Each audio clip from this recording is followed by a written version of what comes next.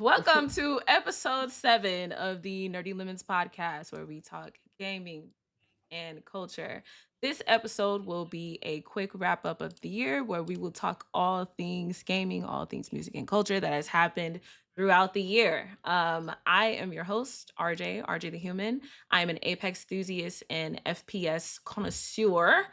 And on this channel, we do lots of things. But today we are doing Nerdy Lemons podcast. And first, I'd like to have everybody else introduce themselves. Hi, I'm a UK-based creator, speaker, writer, and aspiring voice artist with a love for all things gaming, music, lifestyle, and personal development. I've been taking a break from most socials, but I'm mainly on Twitch and YouTube as HeyAtari. What's going on? I'm Gallup. I am a streamer, sometimes content creator. You can follow me at Gallup. That's Galhup on YouTube and Twitch. I play a lot of Halo. I've been playing a lot of Battlefield lately. Lots of FPSs over here, but we're just waiting on Gears to come out so we can get back to the third-person shooters. What it do? What it do? From here, variety streamer, hip hop lover, dancer, enthusiast. Do a lot of reactions, all that good stuff. You can find me on Twitch at JUHHROME. Same on TikTok. It's with a period at the end.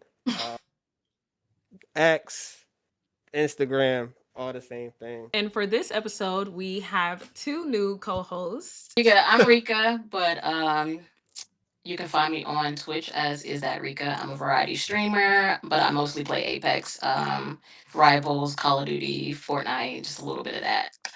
Yeah. What up, dude? A lot of people just call me Breezy because people just assume LIK means lick when I don't see a C in there, but we're not gonna talk about it. You can find me at LikBreezy. You can find me at LikBreezy on everything. I'm a variety streamer. I do make content here and there for YouTube. But just like everybody else, I'm a variety streamer. I kind of mostly play Apex, but right now our creators got me in the chokehold. I can't lie. Well, that's fair. Yeah. I'm jealous because I don't have it yet. I don't have it. I want to get it because it's on sale Yeah, right we now. got you It's there. like 31. Yeah, it's on sale. No, right we now. got you. We got you. Really? We got you. Yeah. I might have to go. Right. Yeah. All right. So, first topic for today is actually going to be an icebreaker topic. So, Xbox Crocs dropped like a month-ish ago, and the reviews were very mixed, for lack of a better word. A lot of people said they were really cool.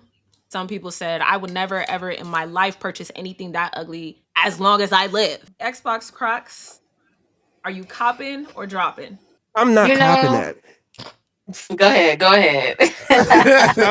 I'm not copping that. I'm sorry. Listen, as a certified Croc lover, you know what I'm saying? I had mine on today. One thing I do like collab, products, but with Xbox, they don't need we don't need that. One, the product itself is like, the product like 130 for a pair of Crocs. I'm not paying it. What? That's Yeah. I looked, wild. they're on, I looked on stock. 130?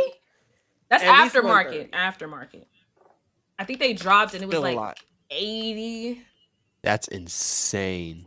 Really? Oof. Listen, Either I'm way, bi- I'm not a big fan of Xbox. I mean, they got some cool stuff, but like we want games. We don't want no We want no games. Games. We want games. We don't need Crocs. We want games, y'all. We want games, man. Get y'all studios back. Go get your studios Man. back. We don't want no Crocs. That's a fair That point. part. We're pleading for games at this point, and they're like, but Crocs. Like, It's just another No. another cash grab because they know idiots are gonna go out there and buy them just because it has Xbox on it. Mhm. okay, well, That's before it. we get But into I- idiots, hold on. My fault. If I You got a pair? RJ's like, I actually copped. I got 2 pairs. Wait, RJ, did you My cop fault. these? I did No not judgment. cop. No judgment. I don't have a spare 80. If I had a spare 80 on me, I would have bought them You things. bought so them? fucking- You would have bought them? I would have Come bought on. them. You could have got the Shrek They're Crocs. cute. Oh, Rika Facts. said, "Fucking idiots that are gonna buy this shit." Found one. Because they had like a Hey, Doom hey, gibbet. hey. I like the controller gibbets. Well, I guess technically they're not gibbets, but they're like actually on the Croc. I don't Yeah. know. I think they're It cute. do look like the controller. I'm biased, man. I just think Crocs are completely ugly all the way around. That's I just fair. don't like Crocs. You know, I was with you at one point, and now I'm sitting here with a pair of Itachi Crocs. So They're comfortable. They They're so are. cozy. I love them. I'm I don't not a get the Croc. regular. I don't get I'm the not a regular Croc. Crocs. Like I'm not a these, Croc wearer either. Me these are neither. cool. They out there, like I don't need all them giblets and all of that stuff. I'm a I need the 30-year-old man. jibs. But I got but they Space make your Jam Crocs a little bit better. in the house. I can't. I cop I keep calling them And giblets. It got the what they call I it? can't. What I are they called? Gibbets. I've been calling them giblets. Oh, Giblets? giblets. Hey, I aren't thought they were giblets like little? giblets. Wait, hold up. It's what you I'm make the looking up gravy giblets. out of. It's like turkey giblets. No, not giblets. Yeah, it's like gizzards, bro. It's like chitlins, bro. That's what giblets are. Yeah, Look, giblets. you know how black people make up their own words. You know, the Giblets. Listen, Gibberonis. Okay. blame the No Child Left Behind Act. That's all I got. To say. Blame that. They left me behind on purpose. I don't care. Man. As long as they leave me behind with my Crocs, Xbox Crocs, I'm fine. They can match with my Space Jams over in the corner. They need a buddy. I need a buddy That's for crazy. my Space Jams. They definitely are gibbets, though. Gibbets. Mhm. No, I'm a Croc connoisseur. I don't know why I added the L. My fault. Because it sounds better. You know, it's a Black, black it's thing. You acceptable. know. Exactly. Giblets is a familiar word for us. It's a familiar. It's word. it's like ginger ale. We call it ginger ale, but Mhm. ginger ale. We never call Oh no, it that shit. ginger ale. It's one word. It's ginger ale. It's ginger ale. It's one Ginger word ale. for sure. That's Ginger ale. This could be a whole topic on itself. I guess I couldn't hadn't it? even thought about saying it differently with ginger ale. How much pause are you supposed to put in between it? Nah, that feels weird. None. Because we already know what you're about to say when you say ginger. Like ginger, it's not gonna be It's like like- ginger chew. No. The Ginger ale. magic cold tonic. You're The not magic wrong. cold Any tonic, stomach ginger ache. ale. That and orange juice. And But orange juice. Canada Dry, it don't have but barely 1% ginger in it. No, that's gonna cure the stomach ache. Hey, That's so true. Ginger ale, a little Sprite, you'll be all right. You know. But yeah, it's about the I'm ginger. I'm not a fan of the Xbox Crocs. Oh yeah. You said we get a little too far now, guys. I'm not a fan. No, I'm not a fan. I don't like. I'm not a fan of Crocs. I get that they're comfortable. I get that they're functional. Like I can appreciate that. I'm a Birkenstock person anyway. But Okay, fair. I will say though, I can appreciate the creativity, but like we said before, we need games, bro. We don't need like Xbox. let's focus. Let's focus here. Good You got two franchises that have a huge fan base, and you're letting those franchises die. We've not heard anything about Gears, and Halo is taking a shit. So we need to focus here, because if those two things die, ain't no Xbox. It's up. So the Crocs ain't helping. The Crocs ain't helping the business. I'll say that. Yeah. It But does listen, seem they're like creative. somebody got bored and kind of was like, well, what else can we do? The games aren't really Listen, going if these well. were fan made, I'd be like, that's dope. That's dope. But the collab, like the official, I'm just like, what are y'all doing? So That's fair. Okay. Well, with that being said, we are going to dive into our first topic, the year 2025 in gaming. So 2025 saw a lot of new titles get released, namely Assassin's Creed Shadows, Ghost of Yotei, Battlefield 6, Arc Raiders, Black Ops, all of those within the end of the year portion. Were there any games that just like stunned you for this year compared to previous years? I think unanimously Arc Raiders is kind of the one that nobody saw coming. It was, again, for $31 now or something like that. Yeah, some shit like And 30. for it to be, I think like last time I checked, like it has like 200,000 concurrent players like at one time. I'm just yeah. I think Art Graders is the sleeper that nobody saw coming cuz we saw I mean we got the announcement a while ago, but like again like it's like the indie the we get indie announcements all the time and we're just kind of like, "Oh, we'll see." Um but like the AAA announcements usually take over the whole take all over all of our attention, so we're looking out for, at least me, like I'm an FPS guy, so I was looking out for Battlefield and I was looking out for other stuff, right? So when I hear when I heard from you guys how lit Arc Raiders was, I was like, wait, what? I don't even remember hearing about this game. And then fast forward, it's the most popping game out right now, outside of like Counter-Strike and stuff like that, like all the the those ones, but it's like it's the most popping game that's come out of 2025 and it's at the top of the charts. So definitely Arc Raiders for sure. And I haven't spent a lot of time with it yet, but it's I think I need to just get in the right mindset of playing it because listen, Rome and I played one time, boy, I was stressed. Yeah, that was. I was stressed after those two But you rounds. had fun. But you I did had have fun. fun. I did have fun. It is fun. It is fun. But boy, I was like, I need to warm up to this because this is stressful, bruh. But So yeah, what's the whole concept of that game? Because like I've seen people playing it, but I haven't hopped on that bandwagon yet. So Yeah, so basically, oh yeah, go oh, for it. you got it. He's the expert. He's Yeah, It's he done got, had. He got bro. X amount of hours. I you do. know, It's bad, bro. It's bad. So basically, you pick a map, you load into a map, and then you just loot stuff and get random items.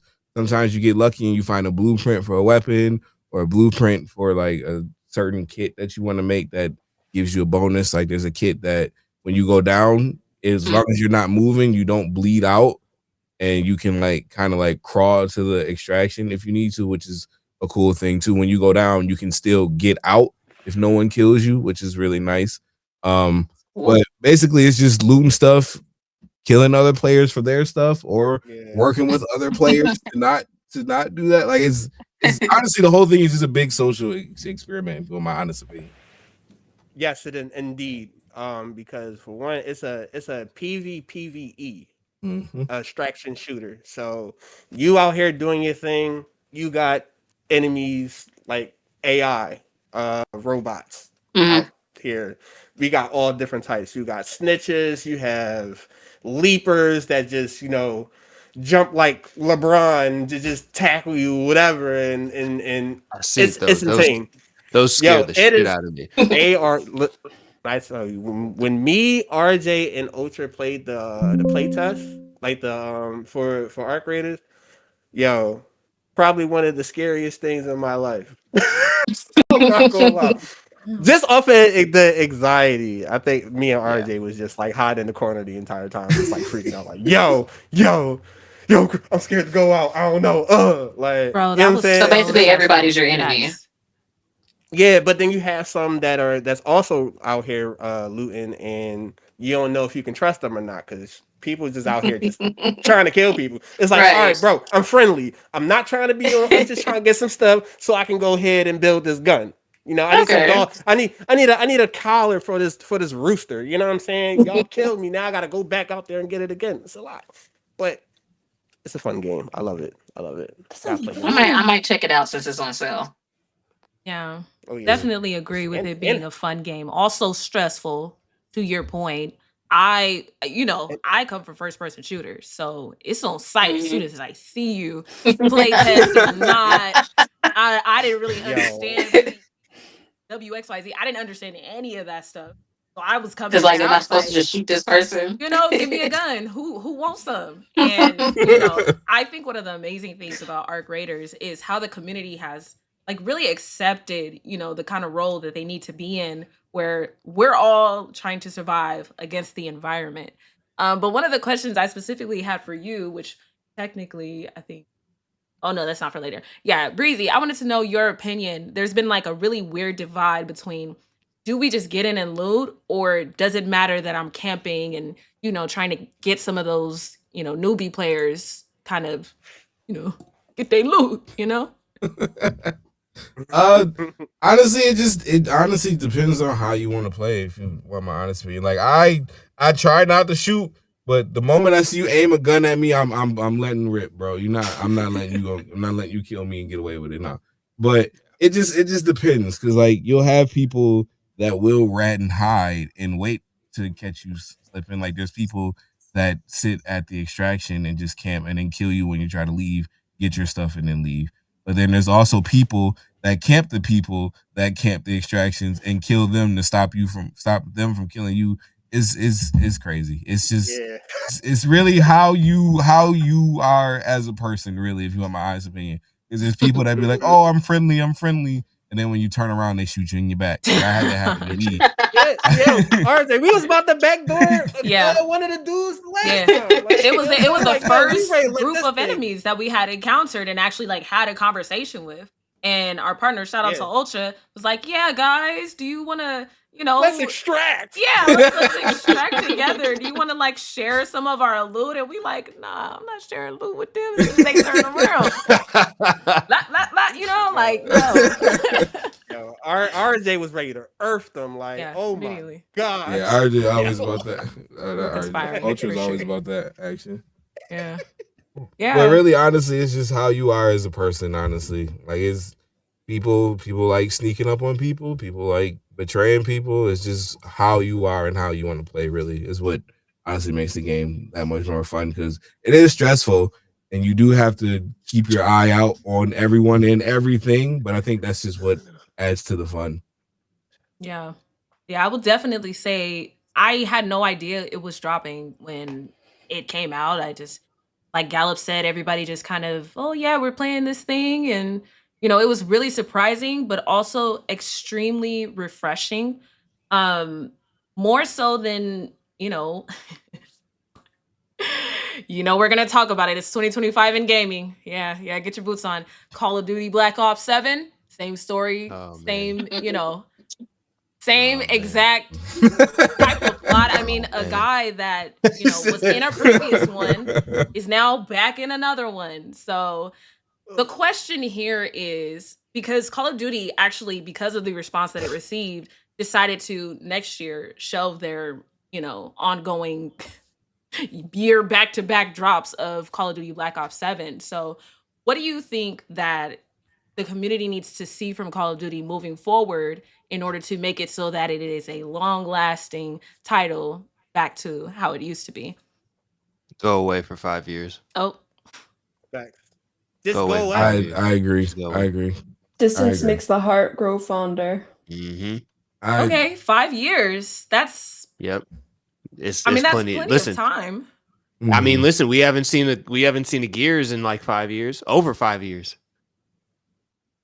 Guess what I'm fiending for? guess what I'm fiending for right now? It's been 6 years since the last Halo. Guess what I'm fiending for right now?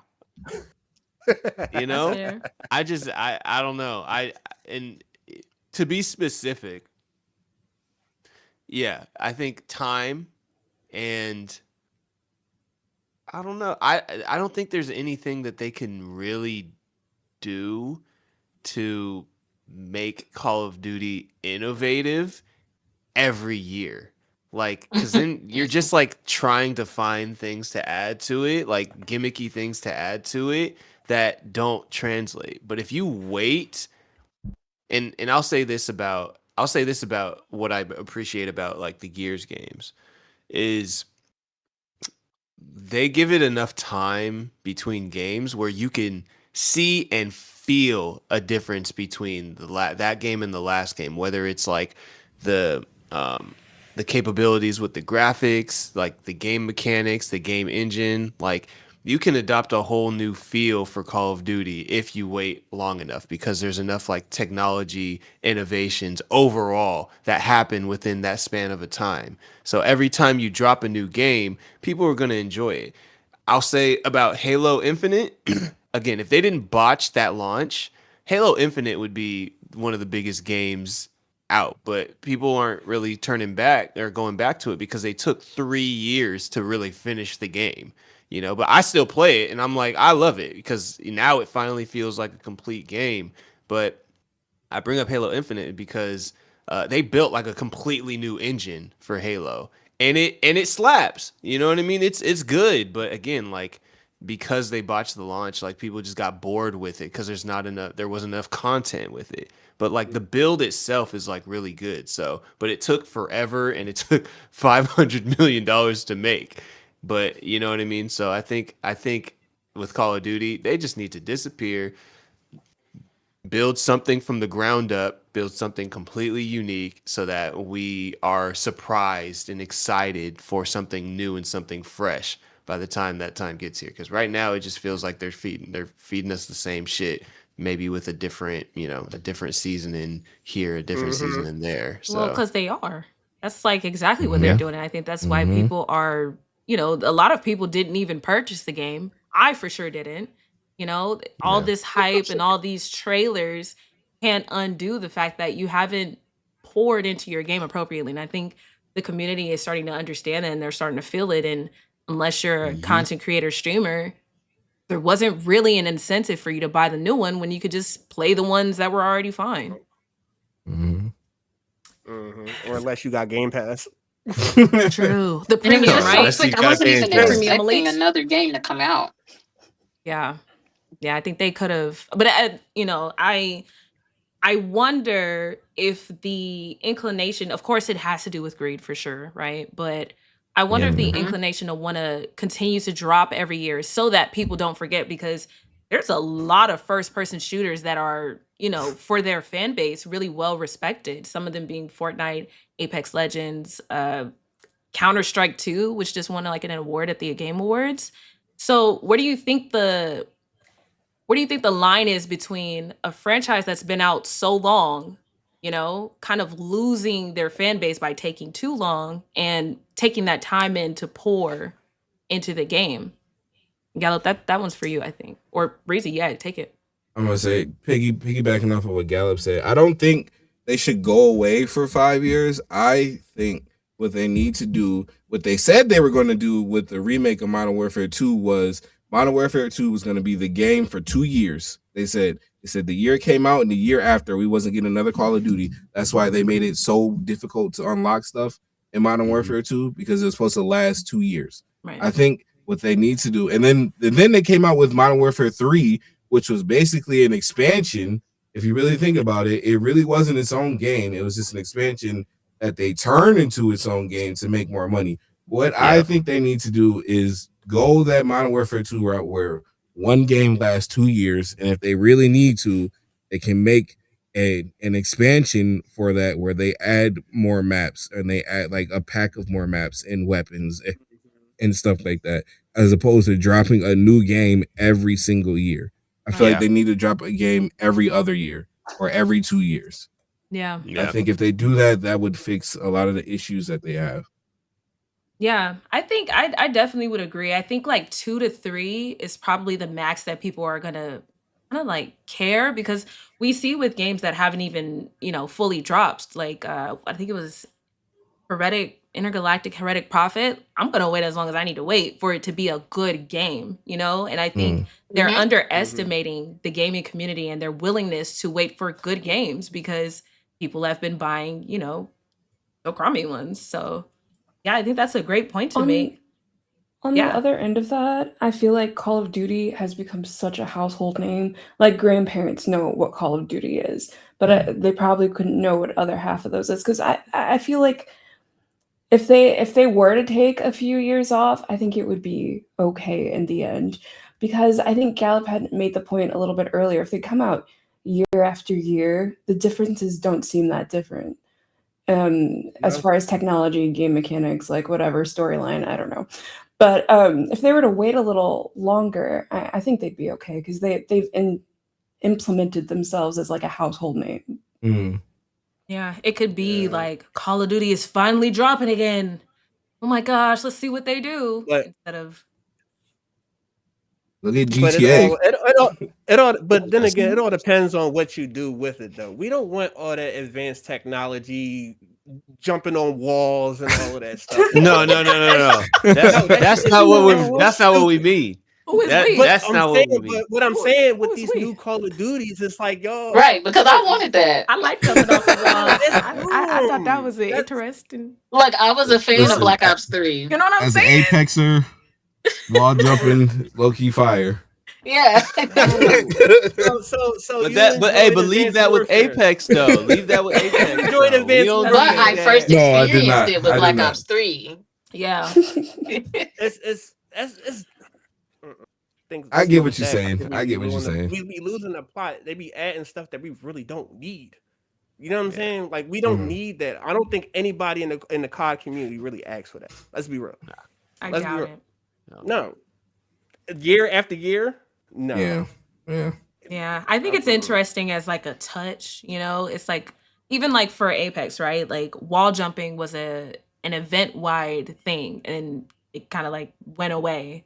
You know, I think it's always good when experimenting happens and then you kind of see what the Mhm. reception is when it comes to the community, but kind of making Yeah. that your main, thing for an entire game, risky. Crazy. It's for sure You risky. gotta make that a little party mode or something. I You don't know, know, man. Maybe you could do that. Maybe you could you do that. know. I don't know. But like having jetpacks and all that other goofy nonsense, it's like it's not. I get what y'all trying to do. Y'all wanna change it. Y'all wanna be innovative and all that stuff. You know, oh, they might like future warfare. You know, yeah. But it's like the real people don't want that. We want to play the games that were from Modern Warfare 2 to maybe Black Ops 3. But yeah, I These feel like those was peak. Those were peak. Well, You know what I'm saying? the other thing, and I was thinking about the idea of like if Call of Duty comes out, like goes away, they come out with like a base game, right?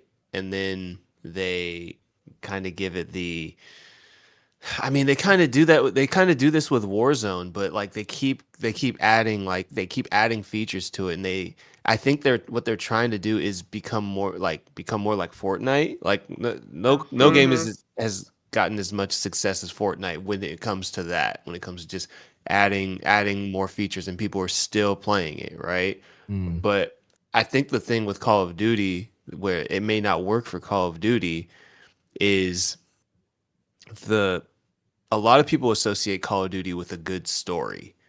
You know what I mean? Like the campaigns have been were were really Something. good.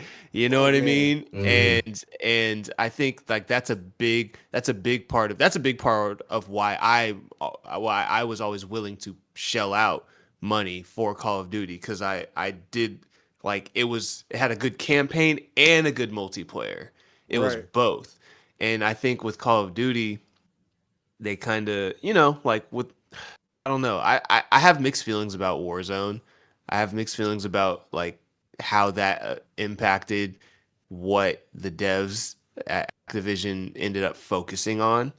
It seems like they shifted a lot of their energy towards Warzone and like the expansions and all that stuff, to the point where like the actual games that they release, like the campaign and the multiplayer, they feel lackluster. And I think it's just like they move their resources to what makes the most money for them Fact. consistently, which is Warzone. But because of that, now the actual release of the game feels like trash. Like they're just recycling it. And I don't know, like sometimes like it feels like they don't have to do everything at like a high level. They can really just kind of focus on what their bread and butter is, but I don't think they remember what that is anymore. I think they forgot what that was when they dropped Warzone. And they're Yeah. like, "Oh, we're just gonna do everything." It's like, "Nah, man, like focus on And the that's thing and that got us there." yeah, that's a great point because I forgot. Like when you said it, like that they used to be so story rich. I'm like, why do I always have this like feeling like for Call of Duty? Like I know it stinks now. Like why do I care? And it's because the stories prior to a certain point were what were making you purchase. It was like it was a story mode that came with multiplayer. Yep. And to your Exactly. point, they kind of like went in, focused on multiplayer, and lost the storyline edge. So now they're no longer competing with all the other genres. So now it's like a mid multiplayer and a low key sucky story. Like you can't really build out that way. I think that's a great point. But we have Warzone. It's like, I mean, see, I think what and it's free. That's another thing too. Yeah, it is free. I think the lab rat was having that blackout mode on Black Ops 4 because that was a battle royale mode on just to see what it really do out for how it's going to go now. And I think what really did it too. COVID did it. Hell yeah, COVID did that. When shit. COVID hit, everybody and their mama was on Warzone. And that at that time when that first dropped, it was peak. Not gonna lie, I didn't play it, but everybody enjoyed it. It was a great game. Like, you know, and they saw the reaction and how it did, and they like you said, they gonna focus on that Warzone. They forgot the whole plot as far as the regular games. Yep. You know? They forgot what got us on Warzone in the first place. Exactly. so now they trying to, with Black Ops, where are we at? 7 now? Damn. Black Ops 7. Yeah. Damn. Crazy. they try to like, oh, you know what? They're like, you know what? I got an idea. Let's bring the campaign. Let's make it multiplayer campaign. We want people to play online, and there's times I don't want to play with people. I want to play by myself. I want to play the story by myself. Why do I gotta? No, I gotta play this with like a multiplayer. I don't want to do that. Now y'all forcing me to go. No, I don't want to do that. I'm sorry. Yeah. Don't. Yeah. And Doc made a great point. It was annoying because the multiplayer just tanked in quality. And I think, a lot of the games that are really doing well right now in the multiplayer space are strong in their multiplayer. You can tell that they really thought that out from top to bottom. And again, Gallup, you already said it. I mean, COD is really just kind of following in Fortnite's footsteps, which is always going to sound weird to me because to me, COD was here, Fortnite was trying to get there, and to go and follow in the footsteps of your competitor that's looking up to you, it's just, or maybe they weren't looking up to them. Maybe they just were like, we're going to do our own thing. They was doing their own thing. And maybe that's why they're winning because they kept their eyes on their lane and COD for some reason started looking at other lanes. Yeah, because Call of Duty hitting the pop culture era, it was the worst thing that could ever happen. Why? First off, why is there a Nicki Minaj running around? I was gonna say that. Exactly. Excuse me. My first. Why is there Nicki Minaj in a 21 Savage running around? Snoop Dogg smoking some shit before he smoke you, dog. Is the wildest shit. This game is dark. You bright as shit. You're getting popped. Yeah, you're getting exactly. Come on, you're not blending in. No. Beavis and Butthead. Why is Beavis and Butthead in Call of Duty? Yeah. That was the breaking point, honestly. That's what made everybody like, all right, hold on.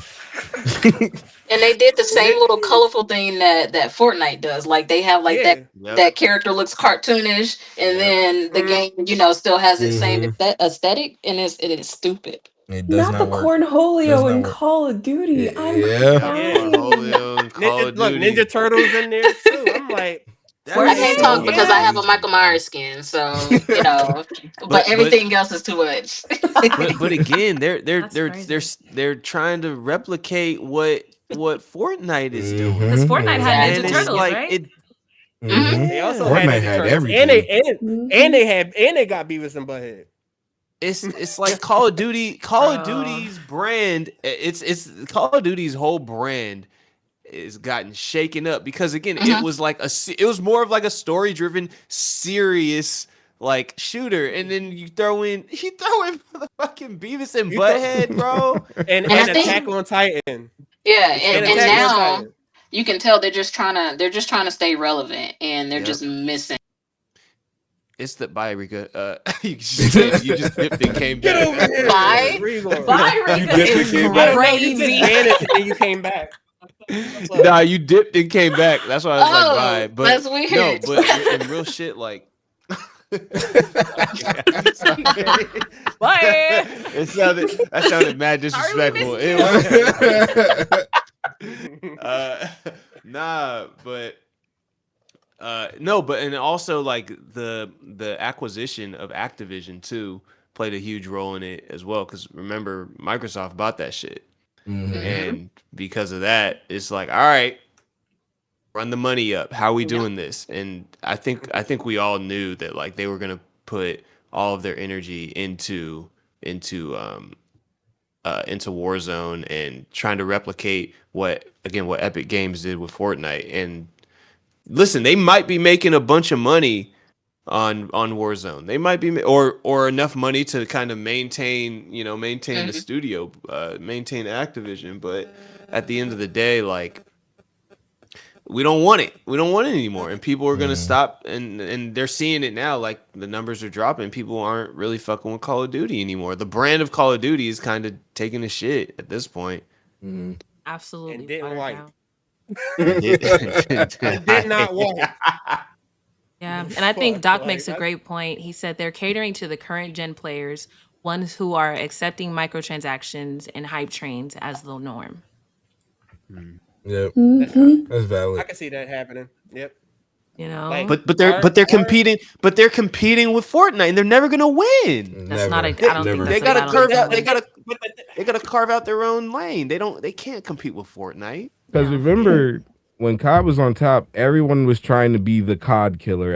Everyone that came out with a game was trying to outdo Call of Duty at the time, and now everybody's trying to outdo Fortnite. And you can't. No one can outdo Fortnite because Fortnite Nope. is its own thing. It's its own special brand. There's no competing with that. Mhm. But even now, like, and it trickles down to everybody because now it's so weird because now Battlefield is trying to copy what Call of Duty's doing. And it's like and as a Battlefield fan, I'm frustrated by that because I'm like, Battlefield, you're your own thing. The game is already good. The game, like the format of Battlefield, is already good. It has its own thing. They've mastered their own thing with Conquest and Breakthrough and Rush and all these different game modes that are exclusive to, not exclusive to Battlefield, but like why Battlefield players love going to Battlefield. And then they dropped RedSec, and they're just, and again, now everybody's trying to hop on this battle royale train. Yeah. And at the end of the day, like, listen, it leaves room for for somebody to come in and just make a really, really, really good shooter. Yeah. I don't know who's gonna do it because again, right now everybody's grabbing for money. But listen, maybe an indie dev might come in and make a really, really good shooter that capitalizes on the fact that all of these other triple, like, again, Battlefield, Call of Duty, and Fortnite, they're all competing for a piece of the pie for Battle Royale. Meanwhile, nobody's making a really, really solid multiplayer shooter. I mean, I'm playing Battlefield multiplayer, but it's feeling a little lackluster. I'm not gonna lie. So Yeah. somebody's Because gonna I was come actually in going to and ask you about Battlefield and how that was going. That's interesting that you say that. Yeah. Oh, he's holding on. Don't got much. He's holding on. That's insane. Are we there? Are we there? Oh, we Should I can. go in? I And haven't I'll- played it, so I'll I quickly. have a few words as well. Yeah, As a Battlefield player. I'll quickly talk about Battlefield, which is I played RedSec one time, hated it. I'm not a big battle royale person for the most part, so I mean, take what I say with a grain of salt. But yeah, RedSec, I didn't like it. It felt exactly like Call of Duty. And then so Battlefield's multiplayer. First of all, and Ultra pointed this out before, but like the menu is a straight ripoff of Call of Yeah. Duty. Like it feels Yeah. it feels more like Call of Duty than any other Battlefield game that's ever dropped. Now we talked about it before, but Battlefield, they did fix a lot of their issues that that came with the last Battlefield, which is 2042. They fixed a lot of that shit. They went back to their roots and tried to build back up from like Battlefield 4. And again, as a Battlefield fan, I appreciate it. You kind of feel it. So the multiplayer experience is fun. I will say that my biggest issue when I was playing it before, like about a month ago, was I thought the graphics sucked. I thought the graphics looked really bad, and I was convinced that it was like my computer. I didn't know what was going on. Like I had everything on overkill. I'm like, dude, I don't know why this looks like trash. Battlefield's supposed to look good, and da da da da.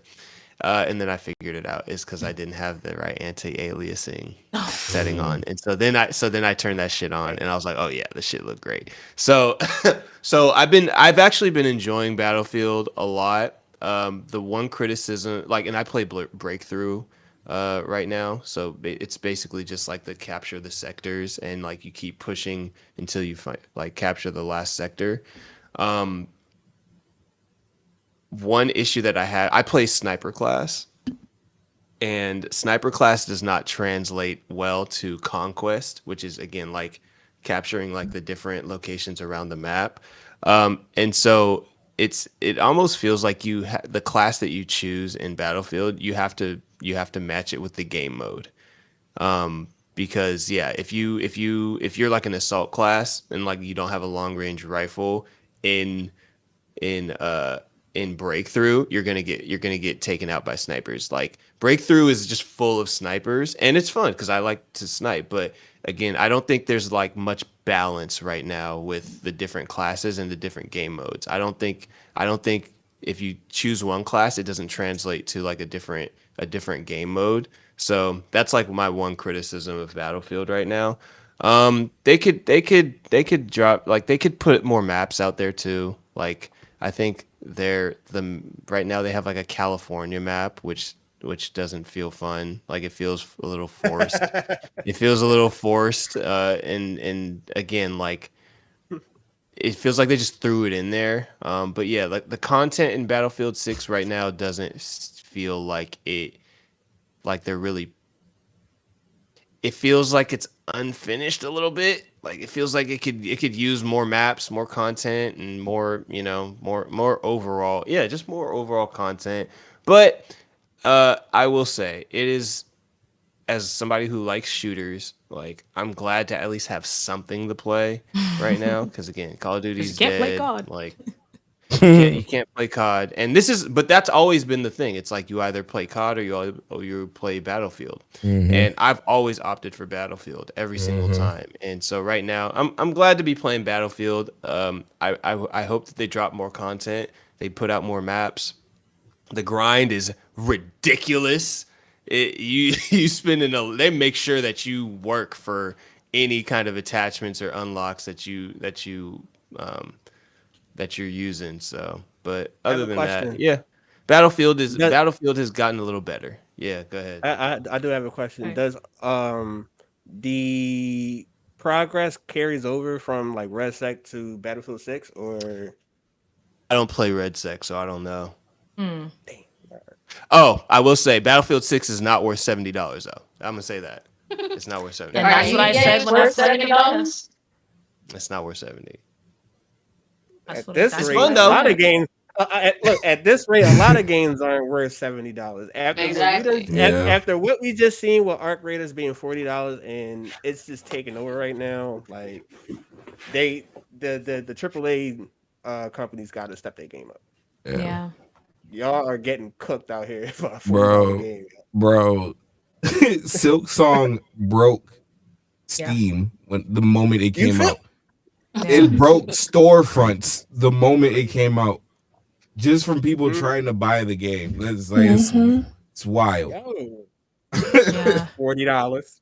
And there's a lot of like $40. smaller titles that have kind of done that same thing. So leading into another question, I I feel like it's hard for these like big AAA companies. They have a lot of different departments to be concerned about, and they're putting all these big budgets behind things, but games like Skate can come out and kind of change, the excitement when it comes to gaming, or, Arc Raiders $30, how we're talking about $40 games. Like what do you think that moving into 2026, these big box companies really need to kind of do to both stay afloat financially, obviously, but make sure that they're catering to their consumers who are no longer really willing to pay 70, $80 for a game that may or may not be good and they may or may not care about a year down the line? I think everybody has a price. Everybody can be bought, and that's exactly what they're gonna do. These big companies are gonna start buying up these indie shops No. and do it. They did it with Call of Duty. They did it with Activision. Yep. When's the last time you listen? Activision Blizzard. Activision Blizzard, bro. Like we don't know what happened to Infinity Ward. What happened to them? You're so right. They got bought up and gutted, bro. Sledgehammer. Holy Yeah, cow. yeah. It's like, bro. So it's gonna happen. Arc Raiders is great. I hope that they just keep on doing what they're doing and don't sell out. But listen, somebody's gonna throw Nah, the they bag. I they mean- already working on a new IP, so they already working on another IP. I They don't mean- know what it is yet, but yeah. To be fair, Infinity Ward, the OG Infinity Ward, left after Modern Warfare 2, and that became the studio that became Respawn. Respawn is That became OG Respawn. Infinity Ward. Okay, I And didn't know that. Okay. Embark, I believe, I could be wrong, but Embark was originally DICE that did the OG Yes. Battlefields. Yes. And that's why they came out with the finals first, which was Mhm. all the destruction and stuff. So, Yeah. to be fair, Yeah. No, I didn't know that, but but that makes sense. That makes sense for sure. yeah, that's why Modern Warfare 3 wasn't as good as 2 and 1 is because the OG team left and went to go do Titanfall, and then everything after that. Yeah. Seems like the timing was probably had to do with again Microsoft buying up everything Call of Duty. So And Doc makes a good point. He said they're still making money on their name from new generations who don't know how good the old games were comparatively. They're locked in on making sure gaming going forward is just one thing, profitable. And, I think if that is how they're going to continue going forward, I think they're going to see, hopefully sooner rather than later, gamers don't really care about any of that. In the specific economy that we're in right now, we saw games. I can't remember off the top of my head what the name of it was, but the entire community did not pre-order. I can't pull the name of the game. The entire community didn't pre-order it. They originally had put it at, I think, $50 or $60, and the community said, "Yeah, we're not doing that." They dropped it and then refunded everybody the difference between the new price that the people were asking for. So I think it is a really slippery slope with, definitely I the know new exactly what gens. you're talking But, about. huh? Trying to think that I know exactly what you're talking about. I know the story. I Oh, just can't. God. I just can't remember the name. I'm of the trying to game. remember the name of the game. I know what you mean Yeah. though. Yeah, I know Was- exactly what you're talking about. And Was you it know, the I Outer think Worlds? it might have been Outer Worlds. I'm just losing it today, but it might have been Outer Worlds. But the hardest part is I feel like, companies, they want to appeal to the new generation, but when you start switching audiences, you forget about the main one that got you to where you are. And I know the kids are going to ask their parents for money and yada yada yada, but the people who are really going to ride or die for your community in an out loud way are the adults. Like, I highly doubt most of the kids who were playing Call of Duty back in the day are the ones that, really pushed the needle forward and made it so that they were an actual franchise. I don't know if the data shows otherwise, but, I stick with the audience, because games like Ghost of Yote, for example, Atari. Thank you. I know that you are mentioning it, was able to, because Ghost of Tsushima was great game, Amazing. rated really highly, and Atari, I know that you mentioned Ghost of Yote you were waiting for it to come out. Like, I've been shaking to talk about this since you pressed go live. I've been how many shooters you can- Yeah. No, I'm so excited because, like you said, I've been waiting since it was first announced. Actually, probably since I finished Ghost of Tsushima for this to come out, because Ghost of Tsushima is my top 3 games, along with Red Dead 2 and then Stardew. And so, in my opinion, it had a lot to live up for, but also I was okay. I was really comfortable and I felt safe that they were gonna like do it justice. And they did it justice. I haven't even finished Ghost of Yotei yet. And I just I was gonna ask if you did that. no, not yet, but I'm almost not no. I'm taking my time. I'm taking my time. Yeah. Enjoy As you it. should. Yeah. As you Enjoy should. You it. should. Yes, it's so perfect. And it's one of those games where they've come back years later and you can still spend hours just admiring or like doing some random tasks or meeting some random NPC you might have never met before if you were just like doing like story missions. But the fighting mechanics are so much better. They leave things open to figure out what kind of play style or what kind of fighting style you want to fight with. There's like lots of options for weapons and throwables, and even the armor. The armor looks so much better. There's so much more room for customization. Oh my god, the graphics too, they're unreal. Everything looks so good and so real. And one of my favorite things is I forget what the mode is called, but there's a lo-fi mode, and the God. lo-fi gets like man. real intense when you're fighting or like being That's chased or sick. whatever, and it feels like I'm in Samurai Champloo, and I love it so much. Oh, I Yeah. love that. That's So in tight. other words, I need to go ahead and buy the game. I just I Yes. saw it on checked. sale. And I didn't did even need say it on anything about the PC, story. man. So Yeah, far, I was I'm just for gonna it. I was just gonna say I just checked to see if it's out on PC. It's It not. is They not. don't like us, man. Now we got They little don't viewers fuck with here. us. Hey, listen, just wait until GTA drops. We gonna be sick. Yup. Bro, if GTA is not on Yup. PC, I'm gonna flip my for desk. real, for real. Because I Yeah. had planned on Yo. putting You know we're GTA on gonna my wait 2 to PC. 3 years before they drop it on PC. I'm gonna flip my Okay. desk if that's the case. That's our third topic.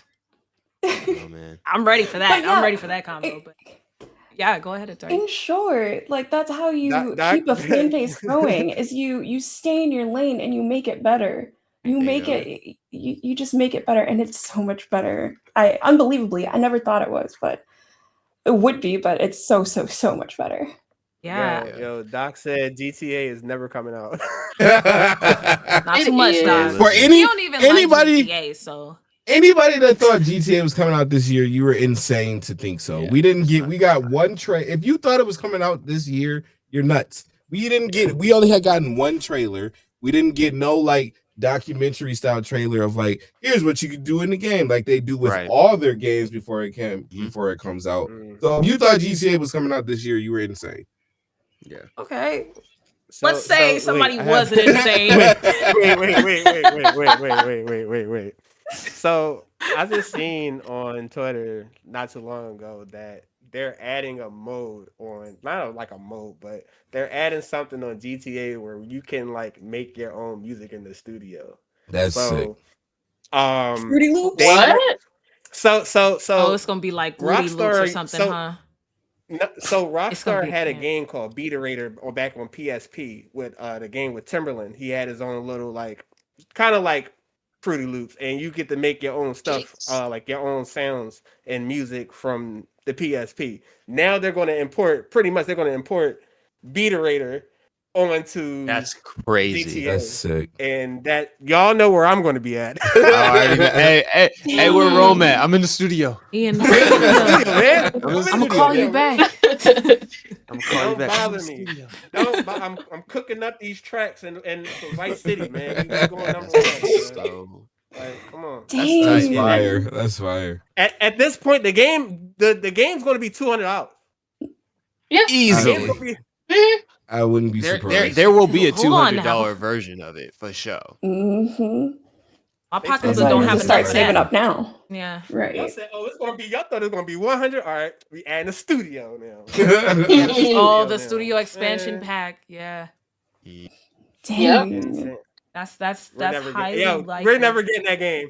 Hey, bro, We're never- they don't need to be that greedy. They know it's gonna. I mean, supply and demand. I get it. Like everybody's gonna get it, and so they're just gonna run the price up, and knowing that you're gonna get it regardless, Mhm. which is wild. But Which man. kind of brings me to my But question. again, like to your point, Rome and Atari, when you focus on one thing, it's usually really, really good, and your fan base is gonna be there. and ride for you when you drop the next thing. Period. And yeah, Activision Blizzard, they're learning that the hard way. They're learning that the hard way. A lot of these companies are learning that the hard way. Yeah. So, yeah. Yeah. And There was a oh yeah. there was a post on Twitter that I saw of them talking about how $100 games are gonna happen. Did you say something, RJ? What? Did I get Are you kicked guys out? not hearing Rika? No. Nah. Oh, Oh, Nah, gosh. I hear Am you I good. Nah, am I Yeah, not bro. That's heard? just me. My bad. nah, you good. I hear you. Oh, we're good? Yeah. Yeah. Oh, cool. Oh, okay. All right. But no, there was a Twitter post talking about how $100 games were gonna happen. So I how do guarantee y'all feel after about that? I guarantee my thought is when GTA drops is the base game, my opinion is gonna be $100. And then everyone's gonna see that and then try to copy that or get as close to $100 as possible. Yeah. I think a lot of companies are just waiting for GTA to come out to see how much they're charging. Yeah. And then they're gonna charge that amount or close to that amount as possible. I think And that's seeing so what they're doing. ridiculous because you Scummy. can't compare. GTA is like, Yeah. what, 10 years in the making, 11 years in the making, and they're giving you everything. You can get lost in that game and fully immersed. Whereas a lot of these games that want to charge $90, $100, the gameplay loop is 10 minutes. Mhm. And you're back to playing the same old game. So Battlefield. right? You can't. Battlefield. You Nah, think you boy. can do these things, Dory, but you can't. Yeah. Come on, Marlon. Yeah. Okay, well, we are going to get back to the GTA conversation just a little bit later. But for right now, we're going to go ahead and move on to topic 2. And for this topic, we have Atari, Rome, Gallup, and Rika talking about indie games that were released this year. So this year saw a really good year for indie games. I don't know about you guys, but prior to this year, I haven't seen this many indie games in mainstream gaming because Repo, Split Fiction, Schedule One, Claire Obscure, indie game, Peak Dispatch, Escape from Duck which like kind of massacred in sales, right? Mhm. And Hollow Knight Silksong are all indie games. So I wanted to start off by asking, when it comes to last year versus this year, do you feel like indie games was stronger than, than 2024? Easily. Yeah. Okay. All right. Easily. Yeah. You're in agreement. Cool. Yeah. We Didn't got. Go Go ahead, ahead. Rika. No, I was about to say, didn't Expedition 33 win Game of the Year? It did. Yep. It did. Yeah. It cleaned up. Yeah. And I normally don't pay attention to indie games like this, but I will say, and I didn't play a lot of them either, but I did watch, hours of people, playing Hollow Knight or Dispatch, Schedule One, things like that. So I would definitely say it was a good year, in my opinion. Yeah. Agreed. Rome, I know you were think- gonna say something. Oh, Go excuse for me. it, I'm Ron. just saying that we just got a lot of variety though, as far as like the games itself. Like from Yeah. the first, like the single player indie games to the multiplayer ones. Y'all, we done had our fun with with Repo and Peak. um, great time.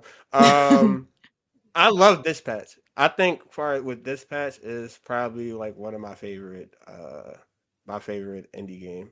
Like I Yeah. love those. Story decision making type of Telltale games. Telltale games. Mm-hmm. Like I love them. So like for them to do one with like superheroes and things of that nature, like I really was like immersed into Yeah. the story and stuff like that. But yeah, I enjoyed this year as far as games. Gaming in general this year was popping. Yeah. I enjoyed But, it.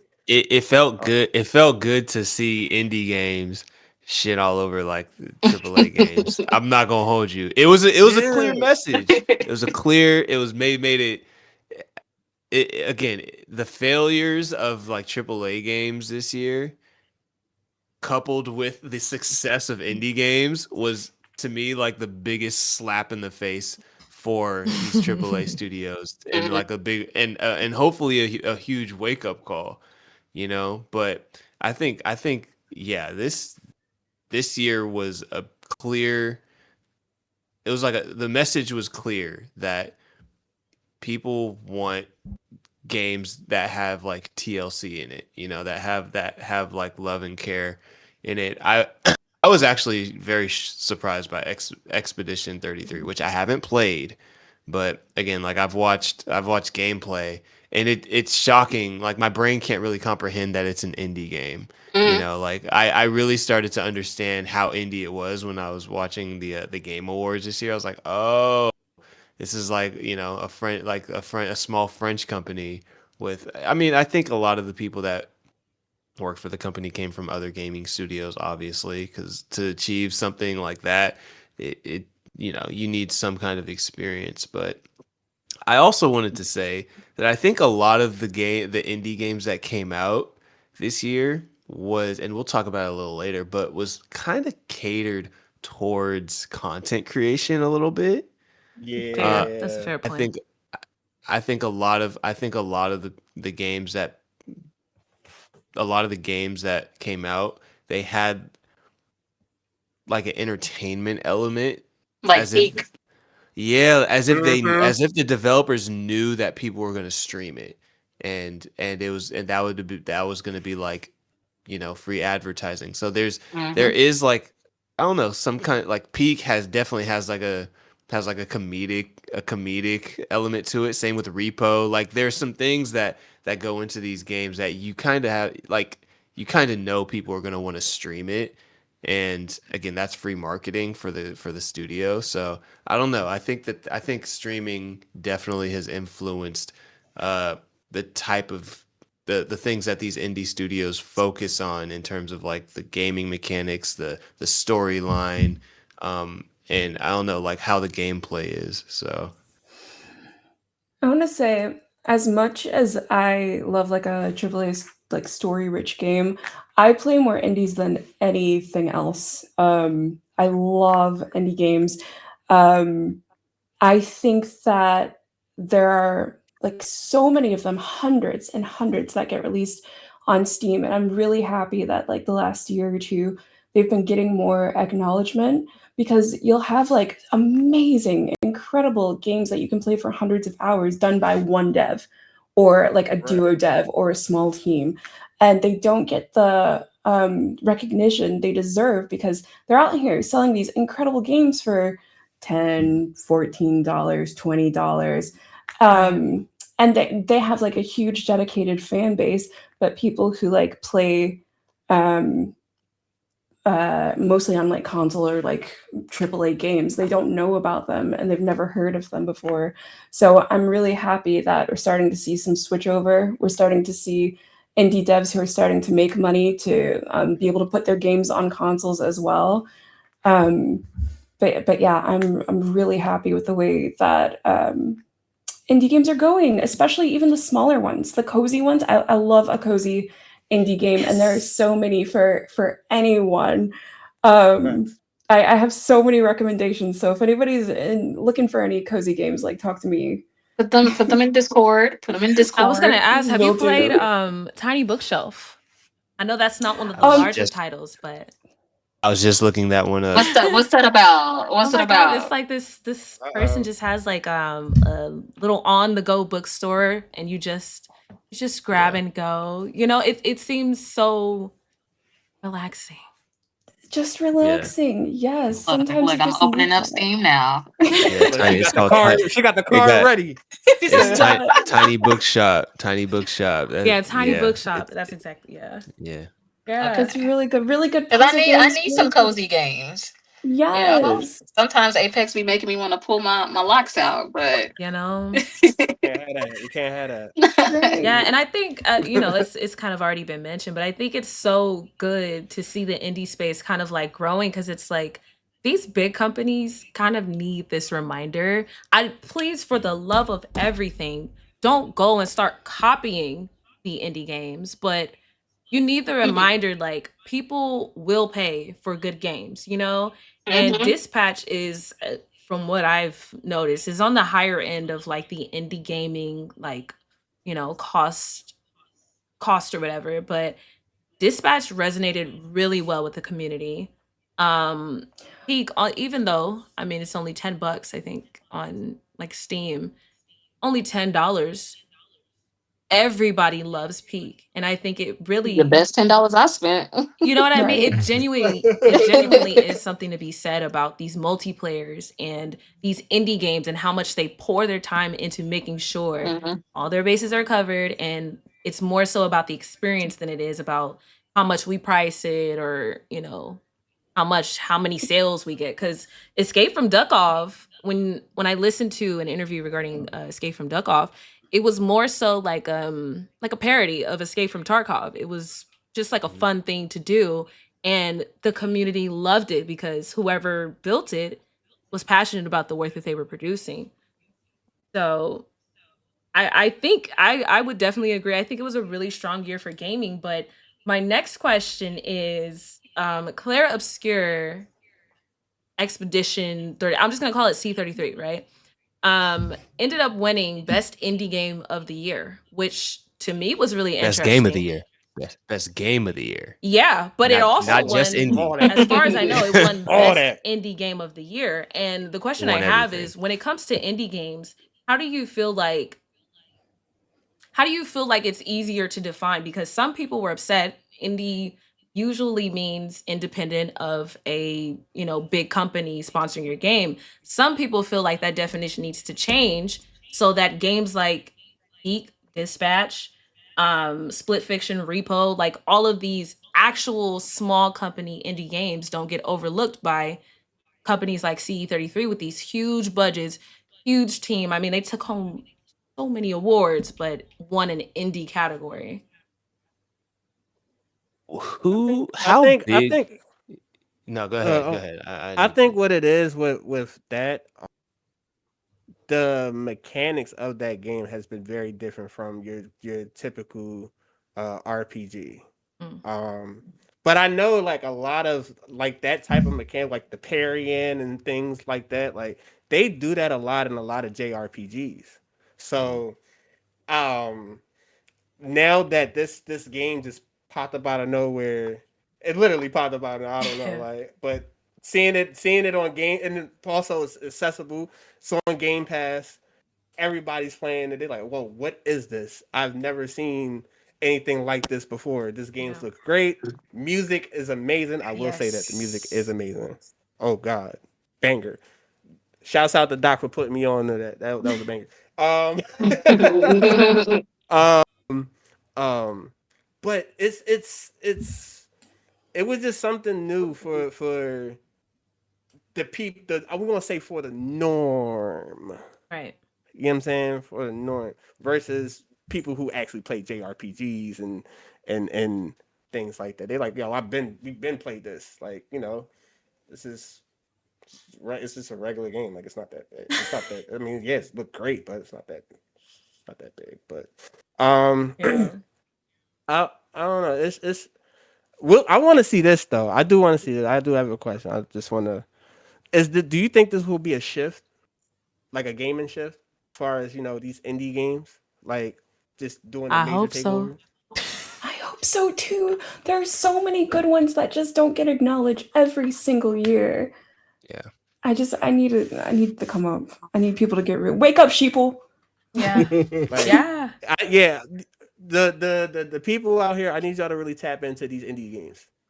Y'all, I get it. Y'all love y'all Call of Duties and all of that stuff. I'm gonna need y'all to really like dig and look into these indie titles and really tap in and see what's going No, on. I Y'all be agree. y'all And be I'm one missing of out on them. so much stuff, and it's like, yo, then y'all look like I never heard of that. Yeah, you gotta tap in. You gotta tap in. Can I just say, from like a black standpoint for all of us, like indie games, especially indie games where you can customize your own character, they're doing so much better when it comes to hair texture and hair customization, color customization. I don't gotta be ashy no more in these games. I'm so happy about hair textures is on you don't look point. like you're in white face or you're in black face and white dude just painted Yeah. on. Exactly, Yeah. with half an afro. I'm just like, Yeah. I'm sick of it. Lineup is a little. We getting better with the lineups, you know. Yeah. Taper. Yes. You know what I'm Did saying? they get rid of the Killmonger lock? I was just A gonna couple of say. games No. moved So on I will say from the this. I will say this. I Killmonger. will say this. A couple of I will those say games. this. Finally. I will say this. I haven't seen that much this year. I will say Yeah. that. That's Like good. I was satisfied with the locks on Arc Raiders. I do fuck with it. They Yeah. were I do clean. fuck with it. They were clean. They were clean. I think what you call it had some good hair textures, black hair textures. Outer Worlds too. They also Okay. had some good hair textures. They stepped their game up. We're gonna say that they stepped their game up. And it just But feels nice to be seen, doesn't it? Yeah. yes, Like, that's I'm, me. Oh my God. I'm So, tired. I don't want to make these other characters. You know, right. you know what I'm saying? I'm very big on representation. Right. And Yeah. I think Like that's why I liked when South of Midnight Right. yes, got an award. even that, even Because that. I Definitely. was like, yeah, that's amazing. No. That came that then the beginning of the year when South of Midnight came out. That was Mhm. cold. That was culture. Yeah, you can tell they put You their know, time into that game. Yeah. hell Yes. yeah. Yes. Still And haven't played it. I might okay, have so to do the that. thing for me, right? That because as you just said, I still haven't played it, right? I think the hardest part for me when it comes to indie games, I want to play indie games, right?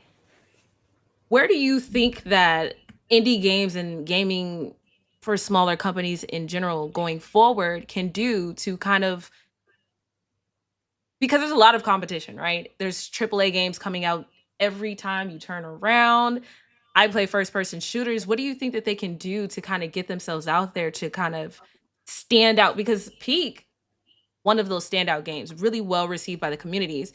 Player Obscure, I hadn't even heard about until it won Game of the Year because it won so many awards Damn. at Game Awards. I hadn't even heard about it. So I got it. yeah. Look at what Dispatch did.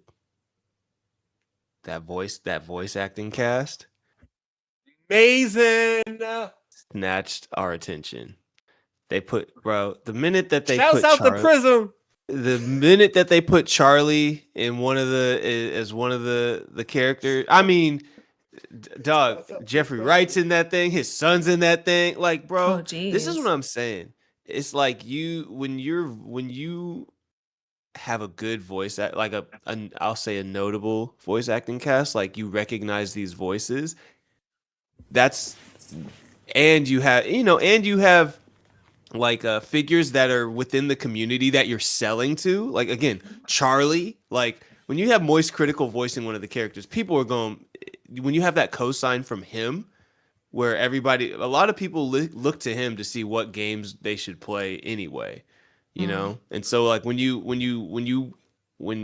he's such a fan of the game, or at least the game's vision, that he's willing to be a voice actor, which I'm sure he did it for free because he's mega rich.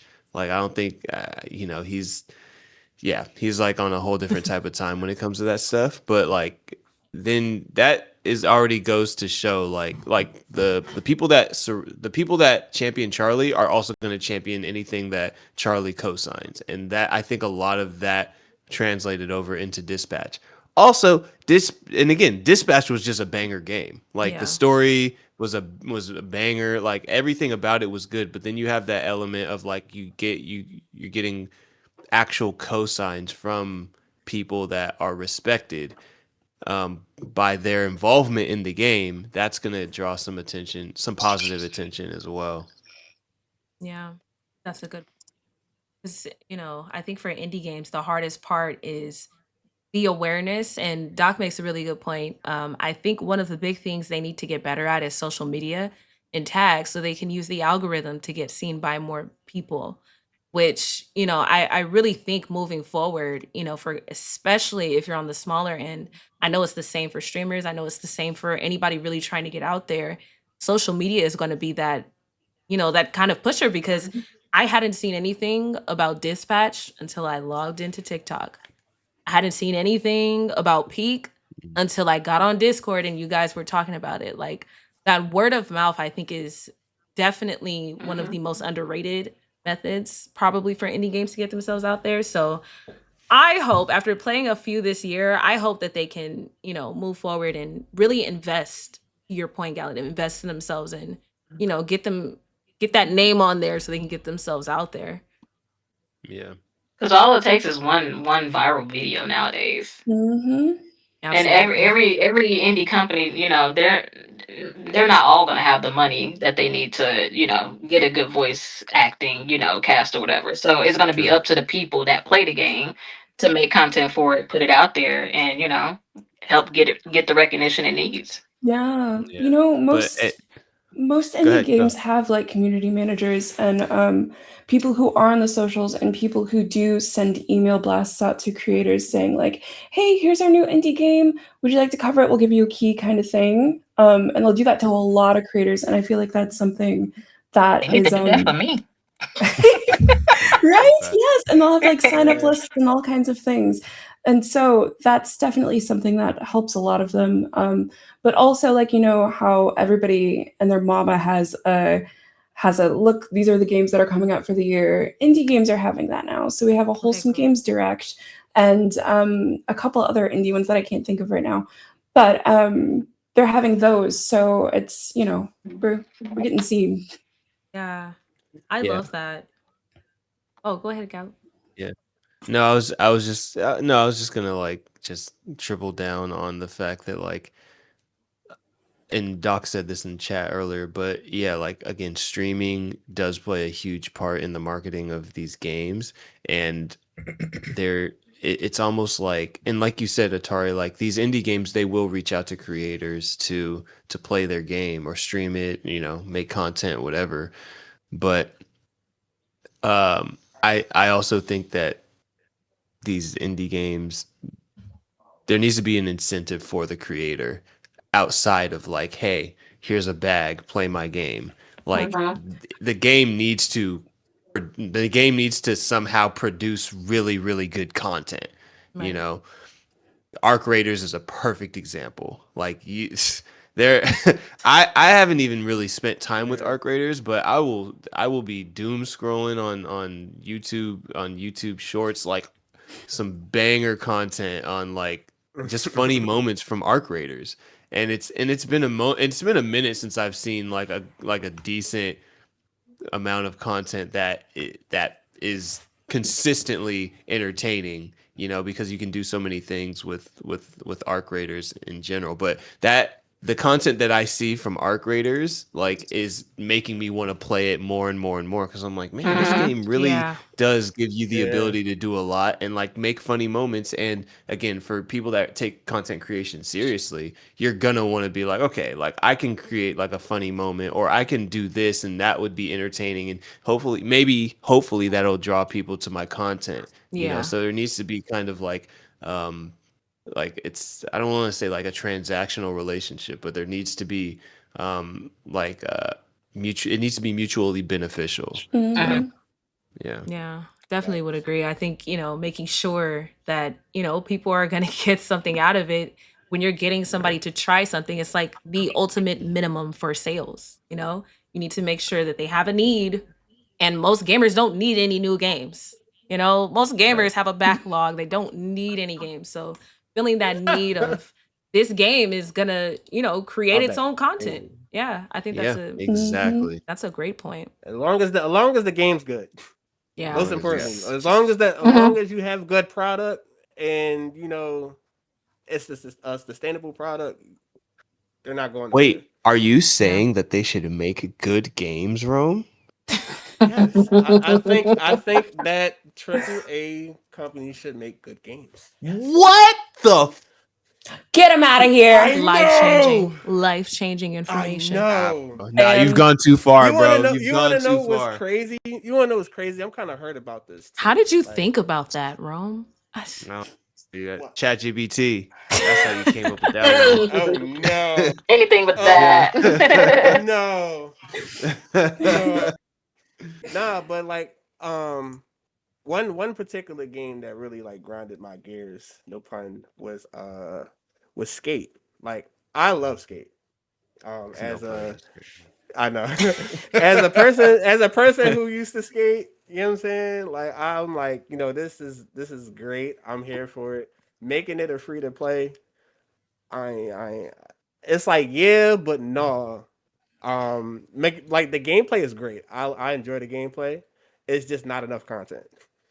It's Mm. not enough content. Once I finish doing what everything that I need to do, it's like, yo, I'm bored now. Yeah. I done did everything. I don't what else is there for me to do? And then on top of that, the shops are not the greatest. I'm tired of like there's Okay. other brands besides Vans and Nikes. Like I want Is there? real skate brands. Yes.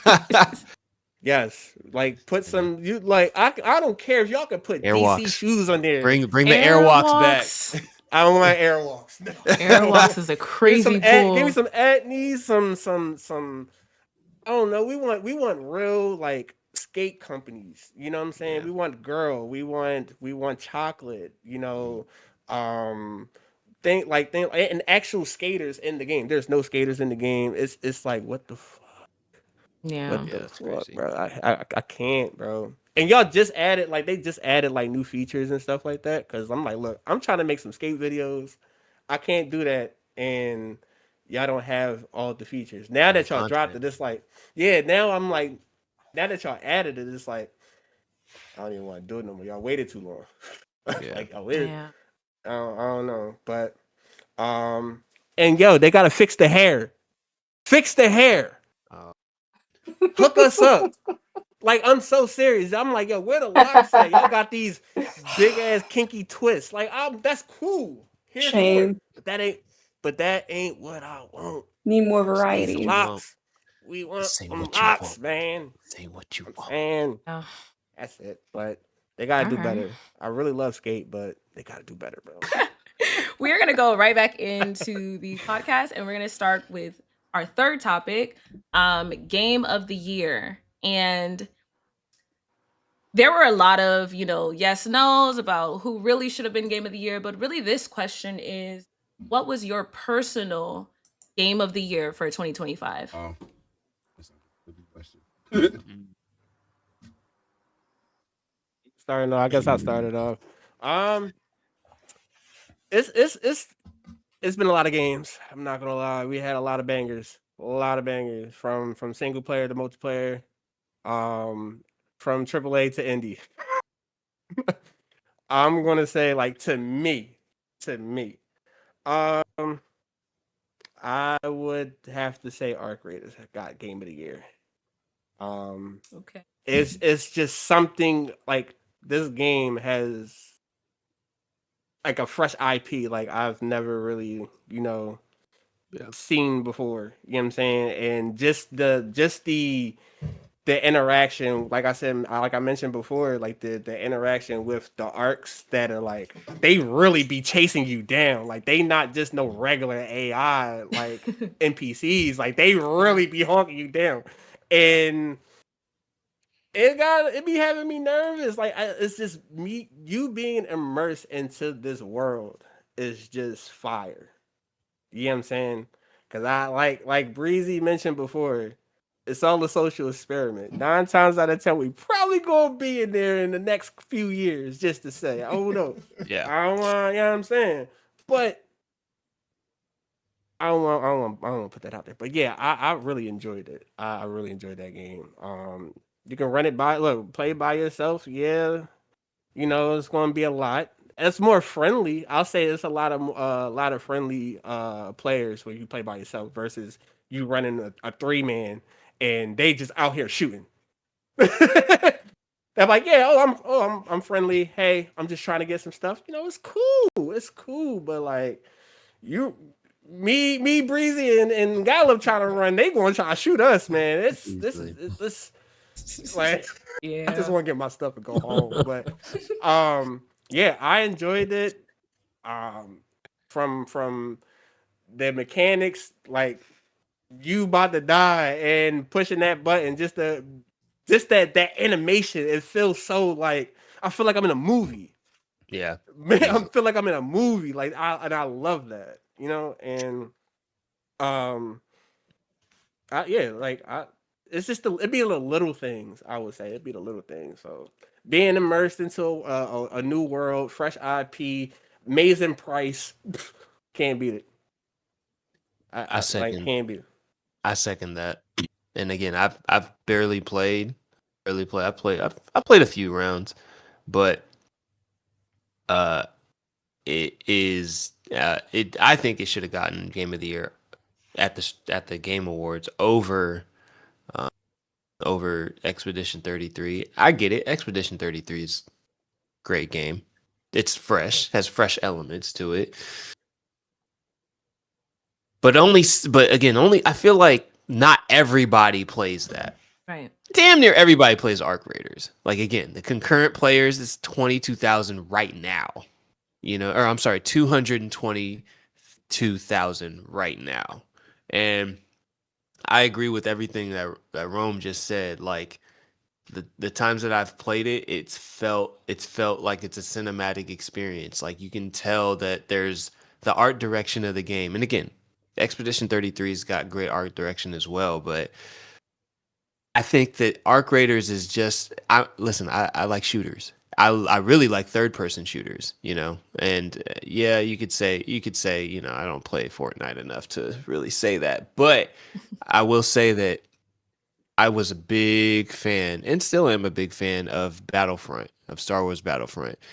This was clearly made by some of the guys that made Star Wars Battlefront, and same engine, like a lot of the same vibe as Star Wars Battlefront in Arc Raiders. And so cracking it open and playing it a few times, I'm like, oh yeah, this is the art direction and the style of gameplay already kind of pulled me in.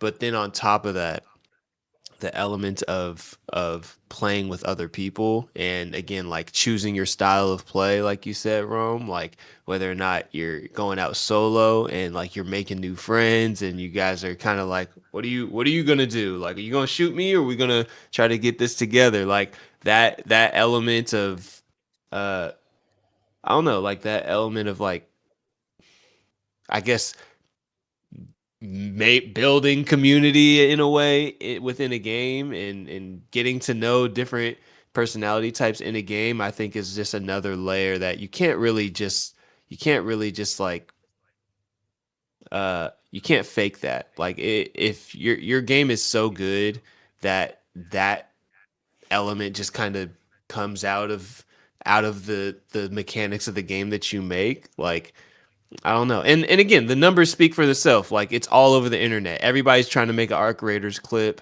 Like the who got like streamer, like what is it? At the Streamer Awards, Ooh. which was a nightmare, but at the Streamer Awards this year, VTuber of the year was the roasted peanut, or the burnt peanut. Oh And he's an Arc wow, Raider. that's fire. And he's an Arc Raider streamer. Okay. And so it goes back to what I was saying before. It's like that game is so good that it gave us a whole new like streamer, best VTuber streamer. Like, shout out Iron Mouse, but like you know, you've been dethroned by somebody who's making like super entertaining content with Arc Raiders. And the game is fun. I think that they just really took their time with it.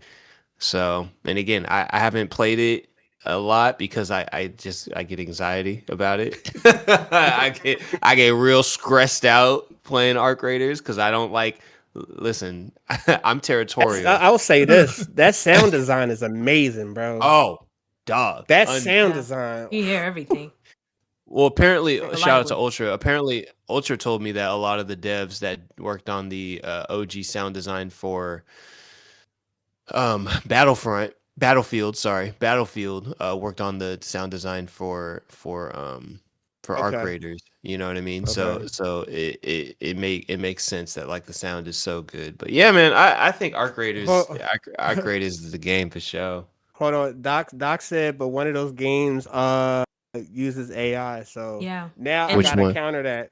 and I that's gotta a good counter that. point, just They because, both do. a lot of the other games that are, you know, being I also built have to counter that. don't employ Gen You AI. So talking about Arc Raiders using Arc AI? Raiders using for their Yeah, voice because as far lines. as like far as voice lines and stuff like that. But Oh, I didn't know according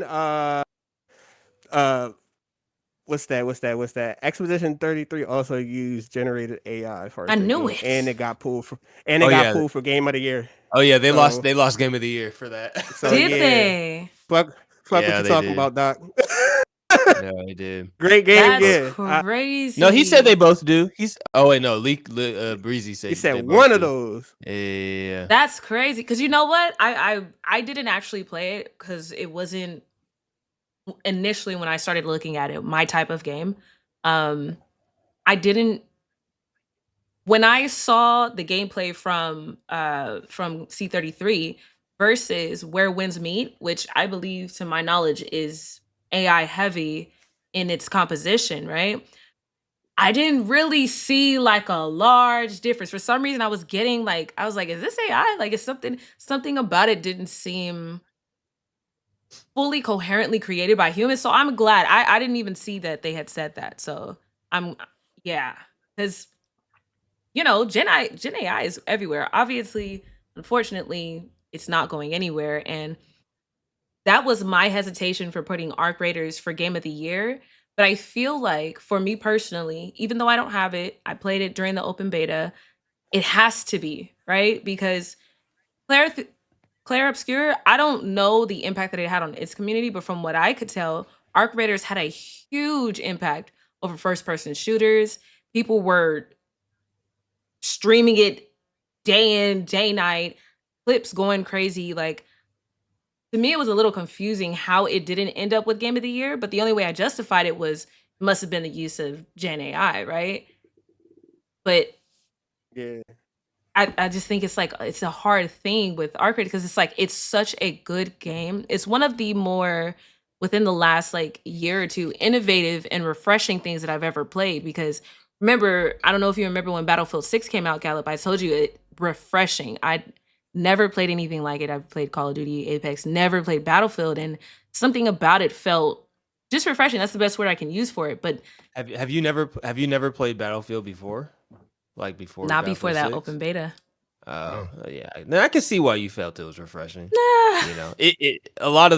No. I'm just saying, and we'll get off of Battlefield real quick. But it's like it's the way the game modes are all kind of like repeats of every. Again, that's what Battlefield is known for, is like conquest and breakthrough, and like the destructive environments and stuff like Right. that, and like the classes.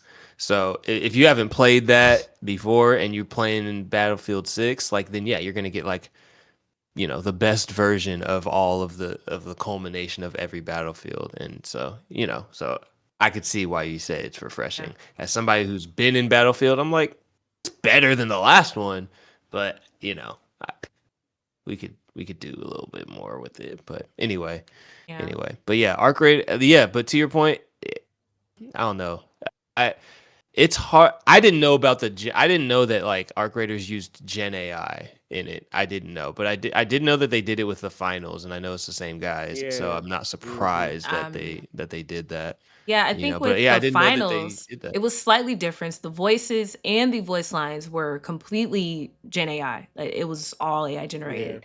What they did instead with Arc Raiders was they paid the actors and then generated the voice line based on their voices. Oh, wait, really? So They're not odd. supposed to do that. That's what I thought. I mean, unless there's like a different. Listen, the union voted against that, and sure. maybe they're just non-union. Maybe they just Yeah, if they're non-union and they knew that and they wanted to sign their voices away, that's like their choice. But in the long scheme of things, I think it's a silly thing to do. But I mean, if they were notified of it, if they signed a contract, if they were like, okay, you have permission to like do this to my voice, just like with oh my gosh, the voice actor who did Mufasa, Darth Vader, his estate signed a contract that said that they could use his voice in Fortnite. You know what I mean? So, and I don't know. I think that that's just their personal decision, their Yeah. conscious decision. Whereas me personally, I wouldn't have done something like that. But you know, you can't control Put me in a people. booth. Put me in me in a the booth right booth. now. Let's do it. You want me on a game? Put me in a booth. Put me Yeah. in a So booth. Let's get it. for me, it was really, really sticky trying to, and all of that I'm sure is probably went into why Arc Raiders didn't end up with the actual game of the year. But I mean, it's really hard to understate how impactful it was for the community. Yeah. I see why so many of us picked it. Atari, did you have a game of the year that you were rooting for? Yeah, I kind of have a little bit of a tie. So first, obviously, like Ghost of Yotei as like my big ol'. That's fair. That's just my love. Like I love it so much. But second, when it comes to like a smaller scale, if we're talking about indie games, Dinkum would be my game of the year. Okay, tell us more. So Dinkum is kind of like a cross between Stardew Valley, Animal Crossing, and Minecraft. You're kind of like thrown out into the middle of an Australian outback. There's like wild animals, and each player gets a huge procedurally generated island. Like you can walk from one end to the other. It takes like a while. There are different like biomes and everything. There's like fishing and mining and hunting and fighting and crafting. And these people come to your island eventually. You get to know them, do favors for them. They build up their shop on your island, and you like make this like whole town. And it's co-op, so you can do all these things together. You can build like houses for your friends and they can have their little spot. You can have up to like 6 to 8 people on your island just chilling or doing whatever. There's vehicles. You can like fly your little helicopter. Like you can do anything you can imagine. People have built like all kinds of insane cities. And it's just really, really good. If you want to play like cozy vibe, the casual gamer type, you can. If you really want to get in and like level yourself up and get stronger and get like what you need, like you can do that too. You can go in. I think I have like a few hundred hours in it, maybe almost 400. And I still haven't seen everything. It's a single dev, just one guy. He's doing all of this. He's updating constantly. That's insane. If there's something wrong, he's usually in the socials like, okay, I fixed it. Like he's good. And he interacts with creators in the community like a lot. So what's this game? The game is called Dinkum, Dinkum, and it's really Australian based. He's from Australia. And yeah, so that's my other like indie game of the year. Wow. Shouts out to Atari for the plug. I had not heard anything about it. It sounds like a mini GTA in a way, just on an island with cartoons. Yeah, just in the wild. So maybe we can get our GTA 6 fix with It gives yeah, I'm building a giant racetrack around my island, so so cool. Y'all are welcome to come and race with me. I'm gonna pull up. Bring the coconuts and the pineapples for me. Wow. Okay. So a final question for this category is, do you think, well, I know Gallup, you kind of mentioned it earlier, but do you guys feel like gaming, games that are released kind of adjust the flow of what is popular for streaming? Because, to your point, Gallup, Arc Raiders, everybody was streaming it when it was there. Or do you think that the game is so good, people have to stream it? Do you think it's one or the other? Oof.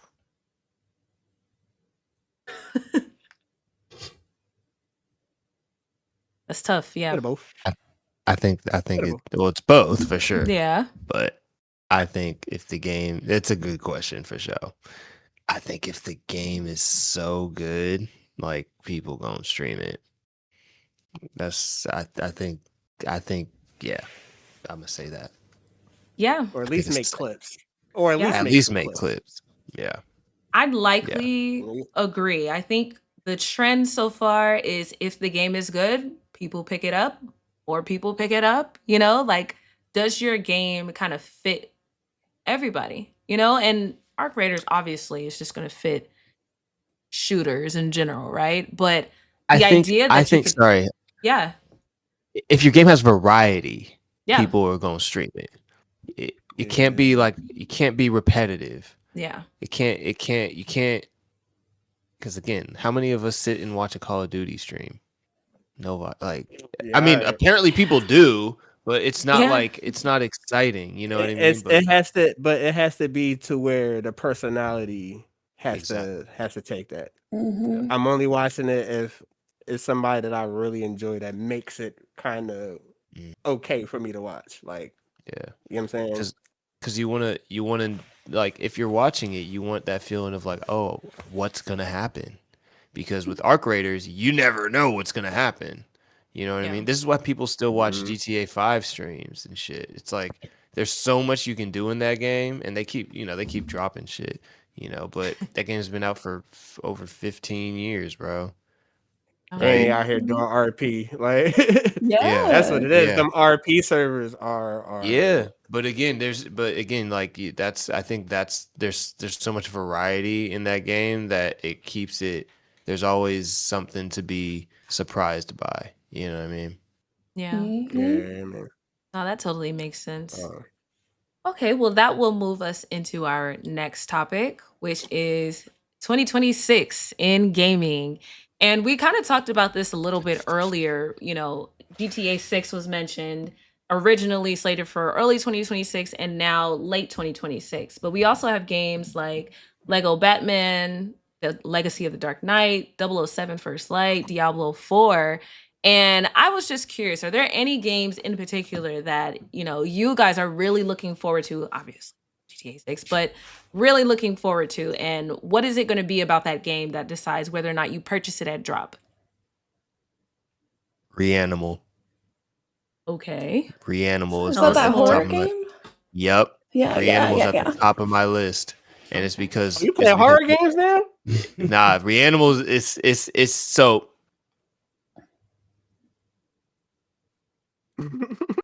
Little Nightmares 3 Okay. Hmm. was a flop. Oh, I what heard. Little I Nightmares think I know 3 what you're was a talking flop. about now. Okay. Yeah. And it's because everybody that worked on Little Nightmares 1 and 2 No. said, we gonna go make our own game. Oh, shit. Mm-hmm. They dropped the first, I think, 10 minutes, maybe a little more, of Reanimal. Uh and it looks it's basically what Little Nightmares 3 should have been, but it's even darker. I would say that it's more of a cross between Little Nightmares and Limbo.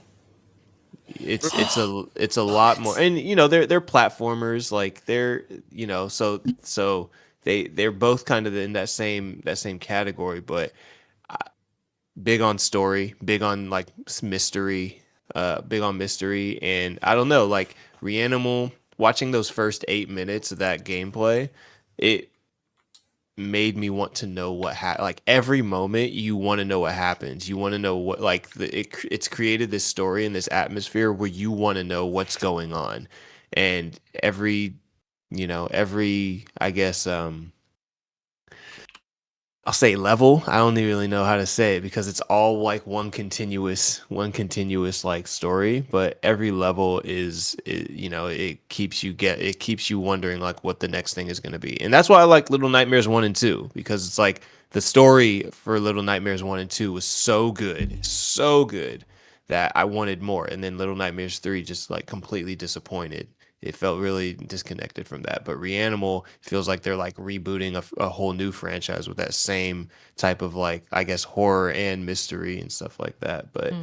yeah, I would say Reanimal's at the top of my list. I can't really, other than GTA, which I don't think is going to come out in 2026, if I'm being Stop honest. it. But, It is. It is. but I that think shit so. ain't dropping. But Oh nah, my other than God. Reanimal, same with like, I, what's the game? Um, oh yeah, it's been so long since it's come out. Gears of War, E-Day. That I don't think that's coming out in 2026 I don't either. think so either.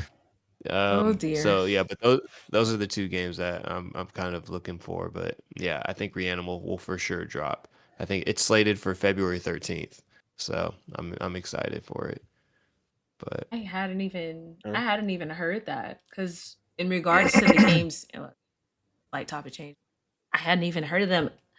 Densha Attack is one of the few indie games that I've heard of pre 2026. Have you guys heard of that one? No? No. So it's like a Not Subway that I recall. Surfers type vibe, but with trains. And Yeah, Densha. Oh, Japanese. isn't You that talking about? is it the train that's going crazy doing tricks and Yeah. stuff? Yeah, I seen Yeah. that. Yeah, I need that. I'd Immediately. play yeah. that. I play that. Oh wait, this I looks will hard. play it. But one of the questions I had is because with GTA 6 getting delayed, one of the games I was hoping for, Intergalactic, the Heretic Prophet, getting delayed probably till 2027. What do you think for 2026 is gonna decide whether or not a game drops? Because it kind of seems, and I know this is a stretch, it might be a stretch, but it seems like everybody, like how we said, waiting for GTA 6. But do you think that 2026, as far as gaming goes, is gonna just wait for GTA, or do you think it's gonna be a solid year for gaming? I think it's gonna be solid up until the release window of GTA 6. I think everyone is gonna try to get everything out before that release window. So that's my thought. That's fair. Mm-hmm. I really do think it's gonna be the game of 2026, but I think it can't be the only game. I don't want people to give up, and just kind of like, It's gonna yeah. be the only game. It's oh gonna my be gosh. the only Okay, game. but if these indie was supposed to these release in indies 2026. Fable, indies- I gave up hope on that game. I don't want them giving up just because I GTA gave 6 up. is coming out. I play it when I play it. Wait, Like, isn't right The now, Witcher supposed to be coming out? Is The Witcher I Witcher heard next? about it. I don't think know if it's- there's a window for They haven't said it. Witcher. Not to my Yeah. knowledge. I think they're waiting to see what GTA 6 That's If you're smart, think they that's- will. Listen, I they think- did it I with think Silk that's Song. probably true. Silk Song came I out think and everybody was like, "Oh, we'll wait, push it back." Yeah, I think they're gonna wait 2027 on that one. I'll be honest with you. Like, let the GTA hype burn down, whatever they decide to drop. Right. That's a and then- thing. Yeah, because everybody's going to be on that game, and they drop their game on the same time. They're not going to make any type of sales. So Yeah, the big win is whenever they do drop it, though, because like, how many times have they pushed it back? Who's to say they won't be like, Yeah. actually, guys, 2027. I put money on it. It's coming out. It's coming out in 2026. I'll put money. I guarantee. GTA Rockstar has a habit of doing this, and I don't know why people are not used to this by now. They push their games back at least 2 to 3 times before it comes out. It never fails. And like I said, they did the same thing with Red Dead too. Yeah, they did.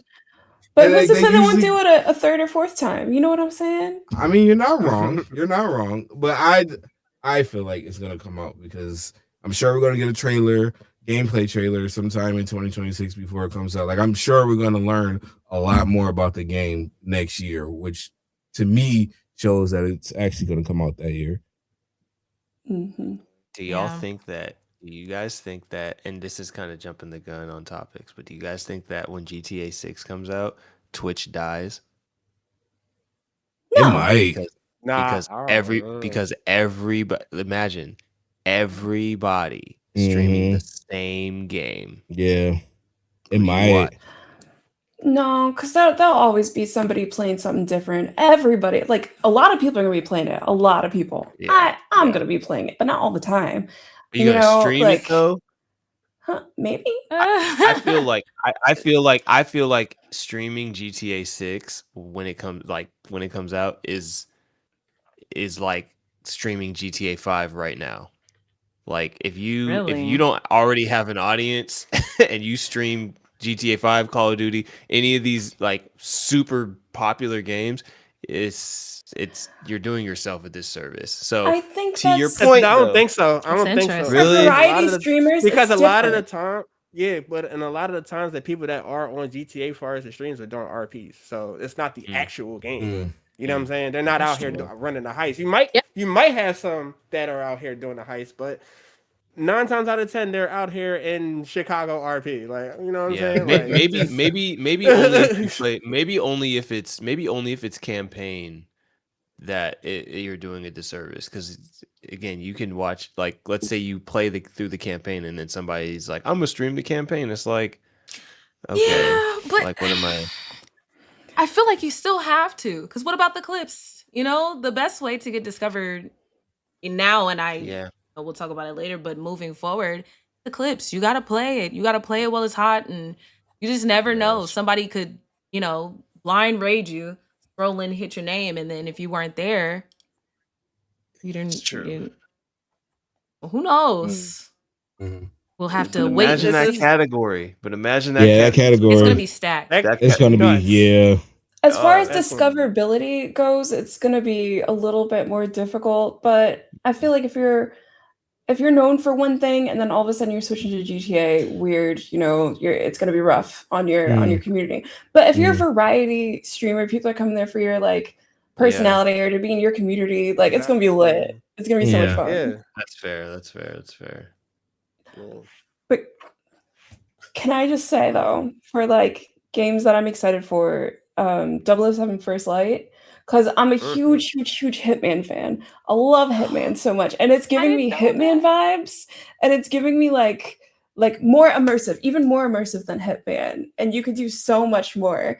And I know it's just been pushed back to May, but I can wait for perfection, and it's just gonna be a great agent for chaos. I'm gonna be like a terrible spy, but it's gonna be it's gonna be so good. I wasn't excited for that. I was kind of excited for that game, but I wasn't excited for that game until I saw that Lenny Kravitz is voicing. Yo, insane. Excuse me? I was like, Whoa. I'm He's the villain. in. He's the villain of Oh, I'm yo, in. that's insane. sick. That's actually I'm sick. I in. That's thought I gonna was be a in. banger. I'm even more in Yeah. now. Nah, Yeah. it's gonna be a banger. That's definitely on my list for sure. Yes. Yeah. So As long as they and don't start then- shaking in their boots before drop of the year comes. Nah, I know. Oh, they yeah. got it. Yeah, that's not till They got November it. though. They got time. Yeah. Yeah, it's supposed to come out in May. So Yeah. Is it? That's right around the Yeah. corner. yeah, Is, yeah. That's right Are around. we getting? Are we getting 2 Tomb Raiders too? Yes. We Tomb Raider so we they're Legacy getting. doing I a think we have one remastered. now. They're doing a remastered Uh-huh. one, and then they're And then a new making one. it like a new IP. Yeah, I'm so lit Yeah. for that. I love Tomb Raider. Yeah. I played all of I them. love Tomb Raider. yeah. Yeah, And it's big like Last the very, three. it's like the very first Tomb Raider that was on PlayStation that they remade Yeah, too. So. yeah. I know they're I like the new. I'm excited for the new one that they're making, because again, the last few Tomb Raiders that they dropped were fire. Yeah. They were Yeah. super I enjoyed good. those. Yeah, I enjoyed yeah. those. So I think that, I don't know if that's going to be next year or the year after. I would say It doesn't have I a think it's date. next year. It doesn't have a date yet. Okay, bet. But Then my other one I had on my list was Wolverine. Okay. I Forgot about that. cannot wait for Wolverine. Oh my god, it's Forgot gonna be about so that one. good. See, I- See, yo, Think Gallup, about you it gotta every get that day. PS5, bro. I was gonna say, Bro. bad news is It's it's not gonna be on PC. Not It's day in like of. 40 I years. need it. Yep. Yeah, that's insane. Yeah. Okay. Yeah, Okay. and then- Well, final question for this topic. Do you guys think? Wait, 'cause- hold on. Atari has one more. Wait, Oh, Atari yeah. has I also one wanna Oh, talk I more. about said- mine as Oh well. yeah. Yeah, well, I didn't even get my back last in. one. My last one is I hope that Wolf Among Us comes out next year, because I'm as a big Telltale fan. I loved all the Telltale Batmans, The Walking Deads, like you name it. The first Wolf Among Us was incredible, so I'm hoping that next year we get a Wolf Among Us 2. I've been waiting. Yeah. Here for it. I it looks good. It's so hard to keep track of all of the games, all of them coming out, which is why it's good to hear from you guys, because I feel like, again, word of mouth, so underrated when it comes to, getting that word out there. And Breezy, I know you said you had a game you wanted to talk about. Yeah, I would say maybe 3 that I'm really, really looking forward to. Okay. Maybe 4. First one I'm really, really looking forward to. I hope it comes out next year. They didn't confirm it, but it's called Hyperfunk. I don't know if you ever played Bomb Yes, Rush sir! Cyberfunk, but it's the sequel Speaking my to that, language. and it's gonna be multiplayer, and it's gonna be sick, and I cannot wait.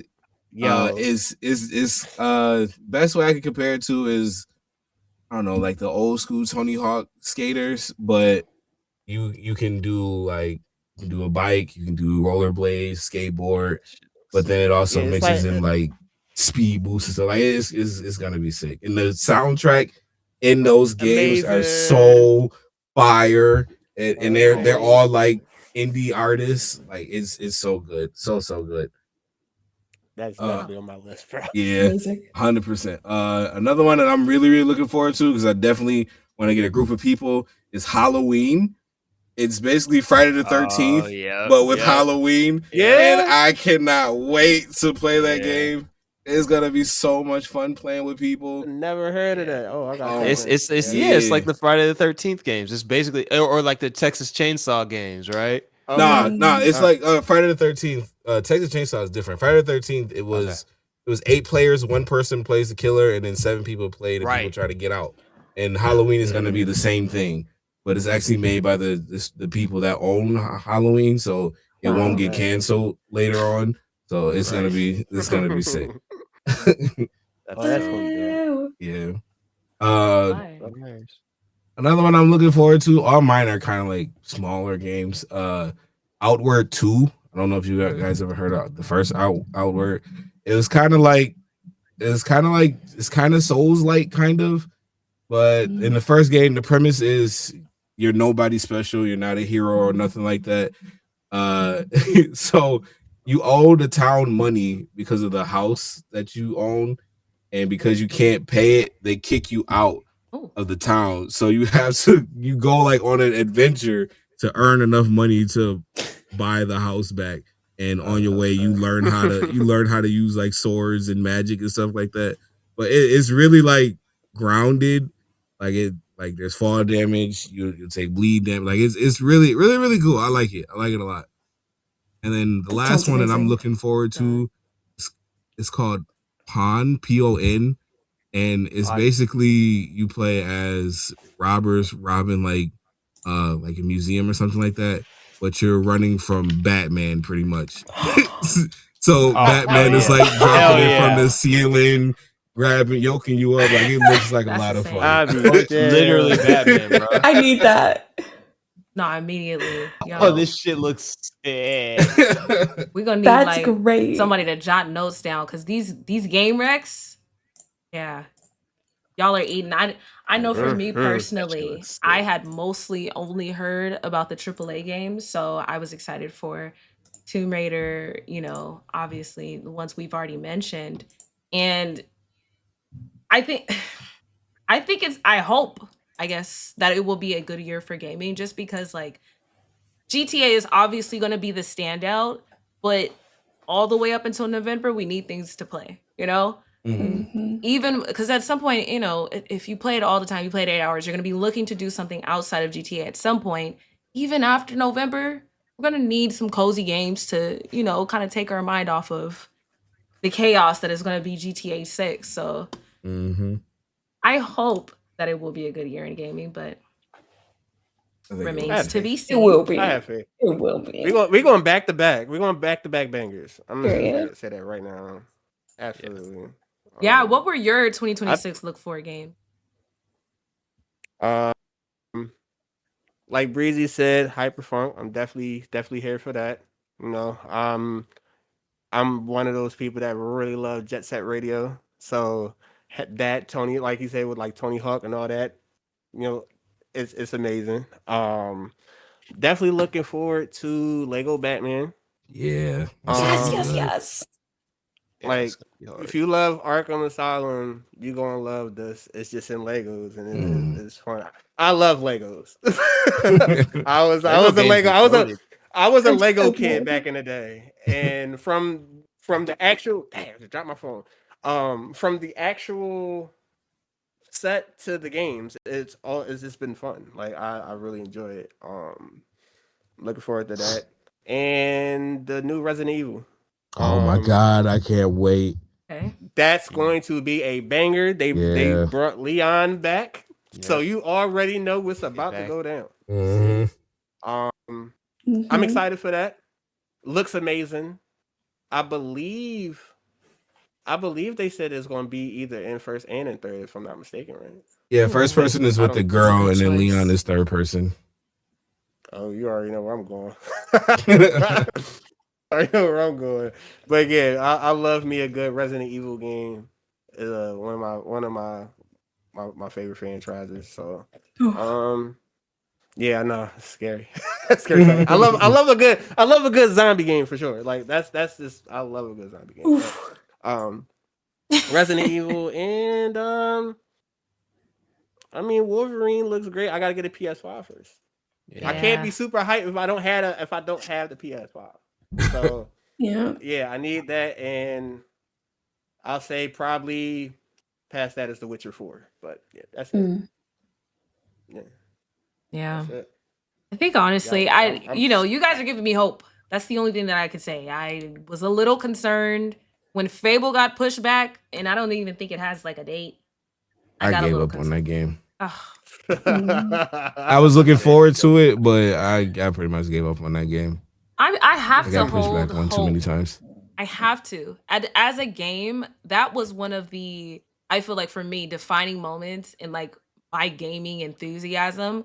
Like to Mm. see it rebooted and redemptioned after so many years, something I needed. It was something I was actually looking forward to. I'd put money away for that, GTA 6. So with that, we're going to go ahead and transition into topic number 5, which is going to be 2025 album of the year. And, I a lot of albums got released.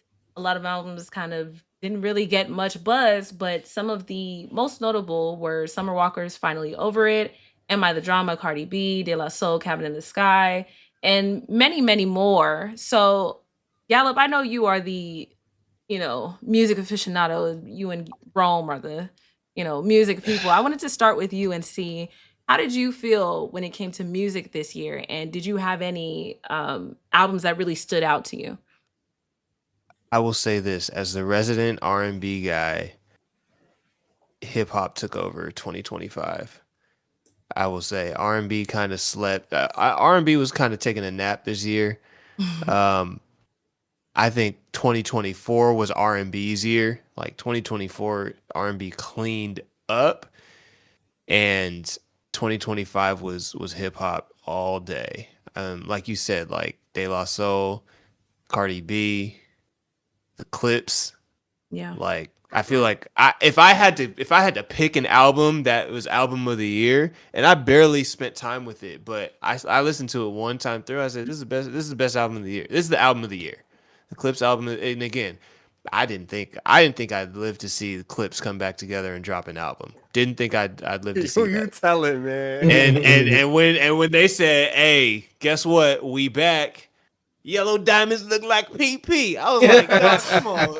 I said, come on, dog. I'm in, bro. I'm in.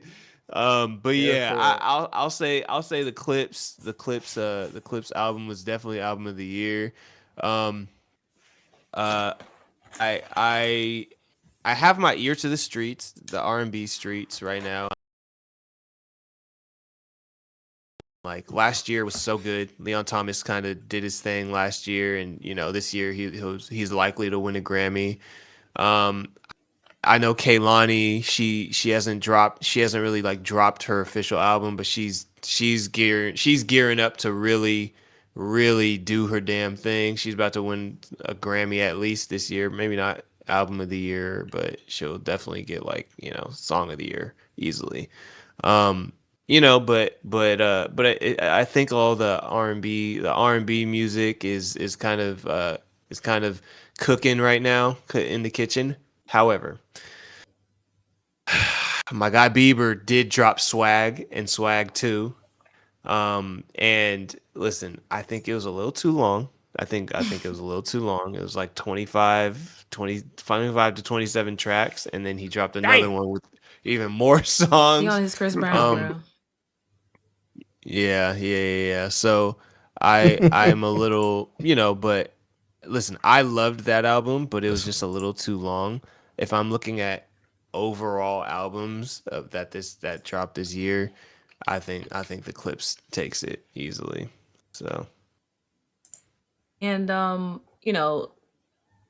we talked about it on this podcast before, but Don't Tap the Glass, Tyler the Creator, didn't really get the notoriety from what I could tell, when it came to like awards and things. And, I personally feel like it carried, hip hop a little bit into that like next little phase. But Rome, I wanted to know your thoughts on, which albums really stood out this year. Cause I know you did a, stream review session and kind of like talked about it. Well, Don't Tap the Glass, far as it, being like rap album, um, there was a lot of like songs that had, some singing in it. You know what I'm saying? So I don't really want to consider putting that in the same category far as rap albums, but I definitely enjoyed it for sure. Definitely enjoyed it for sure. Um, Now when we talking about like rap albums, when I pay attention to rap albums, I look at Rollout. Um, of course, we got to have a cohesive project, Mm-hmm. like, um, and production, bars, like, all that. So hands down, Clips got that. Clips Easily. got that. When they was premiering those snippets through the Louis Vuitton run, like, who thinks of things like that? You know what Yeah. I'm saying? Like, it's Mm. from top to bottom, all production from Pharrell. We needed that. We needed that. Special guest on there. They did what they had to do. Tyler did what he had to do. Kendrick did what he had to do. Had folks like Stove God. A lot of people don't know about Stove God, but yeah, I said, oh, they're really tapped in. I'm here for it. John Legend, like, great song, like, great project. I'm here for it. But there was a lot of other projects that people saw, and I want to give the notoriety. So one, I enjoyed the Larry June, Two Chains, and Alchemist project. Okay. Um, you would never thought in a million years to have Two Chains on Alchemist production, and he was surfing on those songs. Oh my God. Larry June gonna do what he do, cool raps and drinking orange juice and riding bikes. But Two Chains on his, come on, bro, talking that talk. Um, who else dropped? I enjoyed Jit's project. Um, Right. Yeah. God don't like ugly. Jit had a good He was, project. yeah, barred up. And one that really hit home for me, like, far as albums, Cool Kids dropped. I'm a big Cool Kids fan. It did. Mm. You know what I'm saying? And like, they low key like shake my ear when it come down to like certain stuff, just the aesthetic of how they move and stuff like that. High Top Fade, it was the name of the project. They came back, did what they had to do. Um and of course, I'm gonna add Playboy Cardi on there too. Okay. Playboy Cardi, I Am Music was that shit was tough. I'm sorry. I'll be turned up at the gym. I don't know. I'll be turned up at the gym. That's an Um, interest. hey, can't sleep on it. That rollout Well, was that's an also amazing. interesting choice. Yeah. Yeah, But and Like, yeah. Breezy, for you, do Sometimes some any of these albums like stick out as like this is the album of the year, or did you have like not really any connection with those albums this? I really mess with Don't Tap the Glass. I really like with Tyler's albums. It's weird for me. I have to be in a certain mindset when I listen to his albums. So it took me a while to listen to Chromacopia because it just wasn't the vibe that I was in at the time. And at the time when Don't Tap the Glass came out, I was in that mindset. So when I played it, instantly loved it. But like for his other ones, like Igor, listened to it for the first time, I was like, I don't know. And then I went back and listened to it again and again and again. I was like, okay, this is actually fire. I mess with this whole album. So for me, out of everything that was mentioned, for me, Don't Tap the Glass. I mean, Eclipse is really good too. Don't get me wrong, but I just vibed with Don't Tap the Glass more than I did the Eclipse album personally. Yeah. I still have to go listen to it. I heard the snippets when they were previewing the album, and that's the most that I've heard with the Clips album. But Mm. Yeah, Atari. I know you said you had a statement you wanted to make regarding album of the year. I don't know about album of the year, but I will say that I really, really, really, really, really enjoyed Bad Bunny. I think it's Debir Tirar Más Fotos, I think. Ooh. Which I should have taken more photos, I think that translates to. And it's just really good. I really liked it. It's just a vibe. I think he's recorded quite a few concerts as well, and I've watched those. And they're just like a huge celebration. There's color everywhere. He has different like musicians and artists get up with him, and he's really just like representing where he's from and who he is. And I have huge respect for that, and I cannot wait to see the Super Bowl. Other than that, Go Birds! Yeah, go Birds! Go Birds! Go Birds! Yeah, I am a really huge visual person, and a lot of the artists that you guys mentioned, I agree. They had some really good things coming out. Clips had a music video. Oh, I forget what song it was for, but the imagery, the things that it made you like feel, it was POV. That's what it was. Yes. Oh my god, I got chills, and it just made you feel like home a little bit, like at the end. And I don't know, they really spoke to me with the visuals. And then when you talk about like Tyler, he's always telling a story. He's always having fun. And a lot of the music videos for Don't Tap the Glass were really, really, really good. I really enjoyed I'm forgetting the names of everything, but there's one where he's dating all like these different types of girls. He had like Nia Long on there, he had Willow, he had Iowa Debris. It was just like celebrating Black women in a weird way. The message was different, but he had everybody in the music video, and I really enjoyed that. That's fair. That's fair. But yeah, visual wise, I feel like music videos were fire this year. But as for albums, I have to give it up for Bad Bunny, and then it was the 20th anniversary of the emancipation of Mimi. So I thought I'd just nobody told Mariah me. dropped this year. Mariah dropped an album this year. She did. see. I'm looking on Wiki nobody right now. told me it was I saw the her name. 20th. I know, it's been Unless so it was- long. I didn't even know it was the 20th. Wow. That's crazy. Oh yeah, she Right. she dropped an album called "Here for It All" in September. Next time, tell somebody, homegirl. Debuted. So yeah, it just brings up some memories. Yeah. Just a honorable mention. And again, this is under most people's radars, but Jadon. I was listening to a lot of Jadon this year. Long story short, he's like Usher's artist. Like, Usher. He's tough. Yeah. Jadon is based, he's like a 17-year-old kid. Can't really dance well. He's working on it, but hey, I'm here for it. But he's got the energy, he's got the enthusiasm, and he can sing his ass off. So he dropped like he calls it a mixtape. It's a LP, but he dropped something earlier this year, and it gives you that 2000s R&B vibe for sure. Like he's singing, and he's singing about it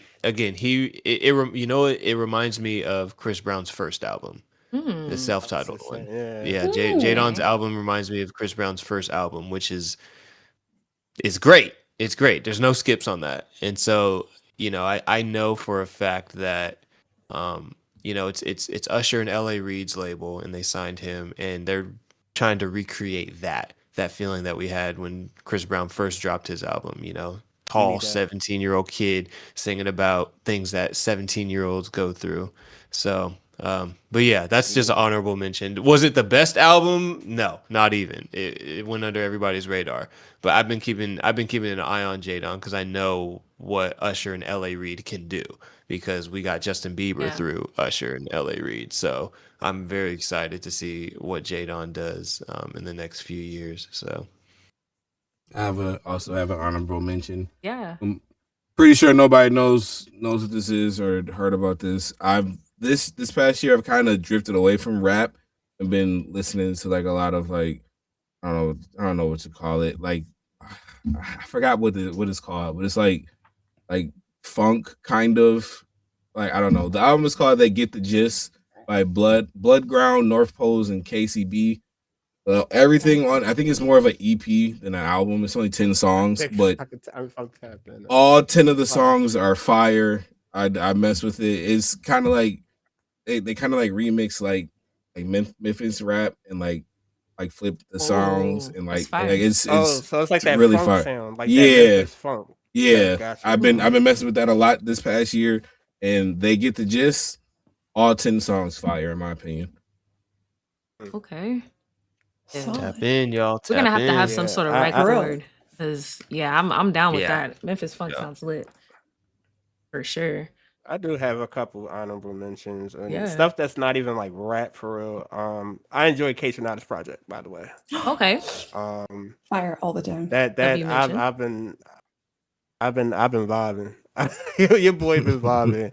And last but not least, this caught me by surprise. I don't know if y'all tapped in or not, but Rochelle Jordan dropped Through the Wall. It's an amazing project. Okay, I think we're back now. Are we back? We back? I think Yeah. it's Yeah. starting to piss me off. Oh boy. Yeah, Rochelle Jordan dropped her album, and if you like futuristic 90s R&B pop, you pretty much dancing for real. Like it gives that type of vibe. You know what I'm saying? Vocals is on point. You know, I enjoyed that. Like so, shouts out to Rochelle Jordan. We missed you. I have to. I'm gonna tap into that. I have to amend my album of the Oh. year. I didn't say this because I didn't say this because I thought it came out last year. It came out in September. Malik by Venna. I don't know if you guys are tapped into Venna, but it's The basically name sounds familiar, but I yeah, haven't really. he's a saxophonist, but he's also a multi instrumentalist. He's across the pond. He's in London. He's in Right. London, Done bro. know. Right, mate. In it. And it's jazz R&B, and Whoa. again, like he's behind the production, but the track list is ridiculous. Like the features are ridiculous. I've been playing this nonstop this whole year, but again, I Nice. thought it came out last year, but I checked and it just came out this year. So we got features by Georgia Smith. We got free features with Leon Thomas, Smino, Kari, let's see, Ooh. Yusef Days. No, Yusef Okay. Days, Marco Yusef. Bernardis. Yeah, so check it out. It's Wow. called Malik by Venna. It is hands down the best album, at least to me, the best overall album of 2025 Okay. for sure. And it was a sleeper. It was a sleeper because I think it's under an indie label, but he's so respected by all these different artists that they're like, no, we want to be on your album. So yeah, That's sick. yeah, Sick. check it out. I hadn't heard anything about that. Yeah, I'm in. Venna, Maybe Rex. We need a Spotify, a Nerdy Lemon Spotify. We do. A Nerdy Low-key, that'd be Lemons fire. podcast playlist. No, we should That'd be fire. absolutely figure that Yeah. out. Because that's Period. Drop yeah. a Nerdy Lemons podcast playlist. Oh yeah, easily. Nerdy Lemons Because playlist. part of the reason I'm asking regarding this category is because I feel like it was a really tough year for me when it comes to music.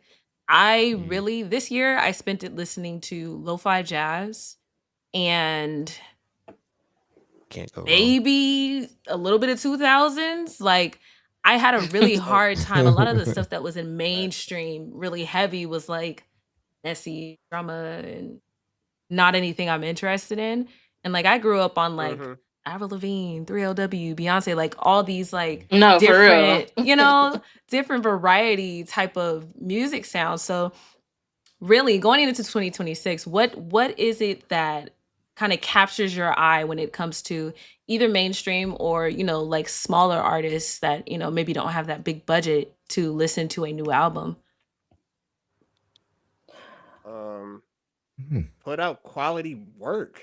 Your art got to speak for itself. If you put out good quality projects and with a nice rollout, people going to see what you about.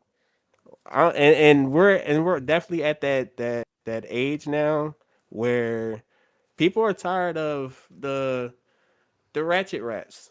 I Yeah. don't want to say it's the ratchet rats, but that's coming from male or female. Like we tired of it. We want real good quality music now.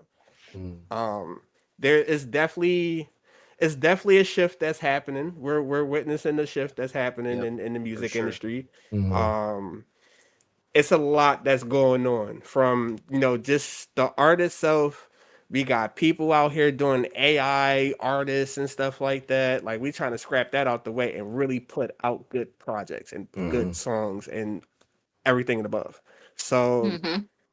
I really need people to um especially like the fans, especially the fans. I need us to really support the artists that you really supporting. Besides, the streaming, because streaming, I don't know where this is going. It's not looking too good. Like it's not looking too good as far as streaming stuff. So I think we should get back to buying physical copies. Yeah. Big We shouldn't have facts. stopped. We I'm shouldn't have with it, stopped from bro. the We jump. shouldn't have. We shouldn't have dropped from the jump. Like That part. this, I think with 2026, I'm definitely buying physical copies and stuff Yeah. because we don't know what's going to happen with Spotify. That everything could get wiped, Yep. and I'm like, damn, where my songs go? Now I'm mad, or Hmm. unless I become a pirate again. Y'all want me Yeah. to become a Aye, pirate aye. again? Bro, You know listen. what I'm saying? Aye, mate. I got a hard drive with all Right? my old mixtapes on it still. You feel me? Like, I Oh, yo, I got that's will take all it the cold. back to. Dat I Piff's will take it. mixtapes. Yo, I will take it back Oh, to that dang. piff. I will Listen, take it back to Team that piff if I master. have to. Like, listen. I was gonna Yeah. say I got all my say. Listen, I got all of my like you said, LikBreezy. I got all of my old songs that are loaded onto my iTunes with the actual file. I'm not relying Mhm. I'm not relying on yes, sir. iTunes to give it to me. I got them saved in the like in my Yeah. Dropbox, in my Yes. hard Hmm. drive. So I'm with you, brother. I'm with Yeah. you. That's When we get a cool. console game, I always get a physical copy. I got my physical copy of Ghost of Yote. I got, like you have to because one day everything could go down. Somebody could just Yeah, be like, nah, that's not who we are anymore. And then you have nothing. Yeah. facts. You see, like Mm-hmm. I'm not gonna lie. Like, not to go backwards, but I think what was it like Christmas Day or something like that. Yup. Like all the servers went down. Yup. Yup. Oh, Everything shoot. was Fortnite, down. Fortnite, Arc Raiders, Oh, all the EA Apex. games. Cloudflare fucked Everything. up. Yeah. Yeah, like Steam Dang. went Steam was down, Epic down. went down, Yeah. Everything was down EA. Christmas. I'm like, yo, what the fuck? I They said wanted to it's a play holiday. Fortnite. We on holiday. I'm trying to play Fortnite. Like, now y'all Hey, forced. we Now on y'all like, holiday. They now said y'all go forcing find me you to some play. business.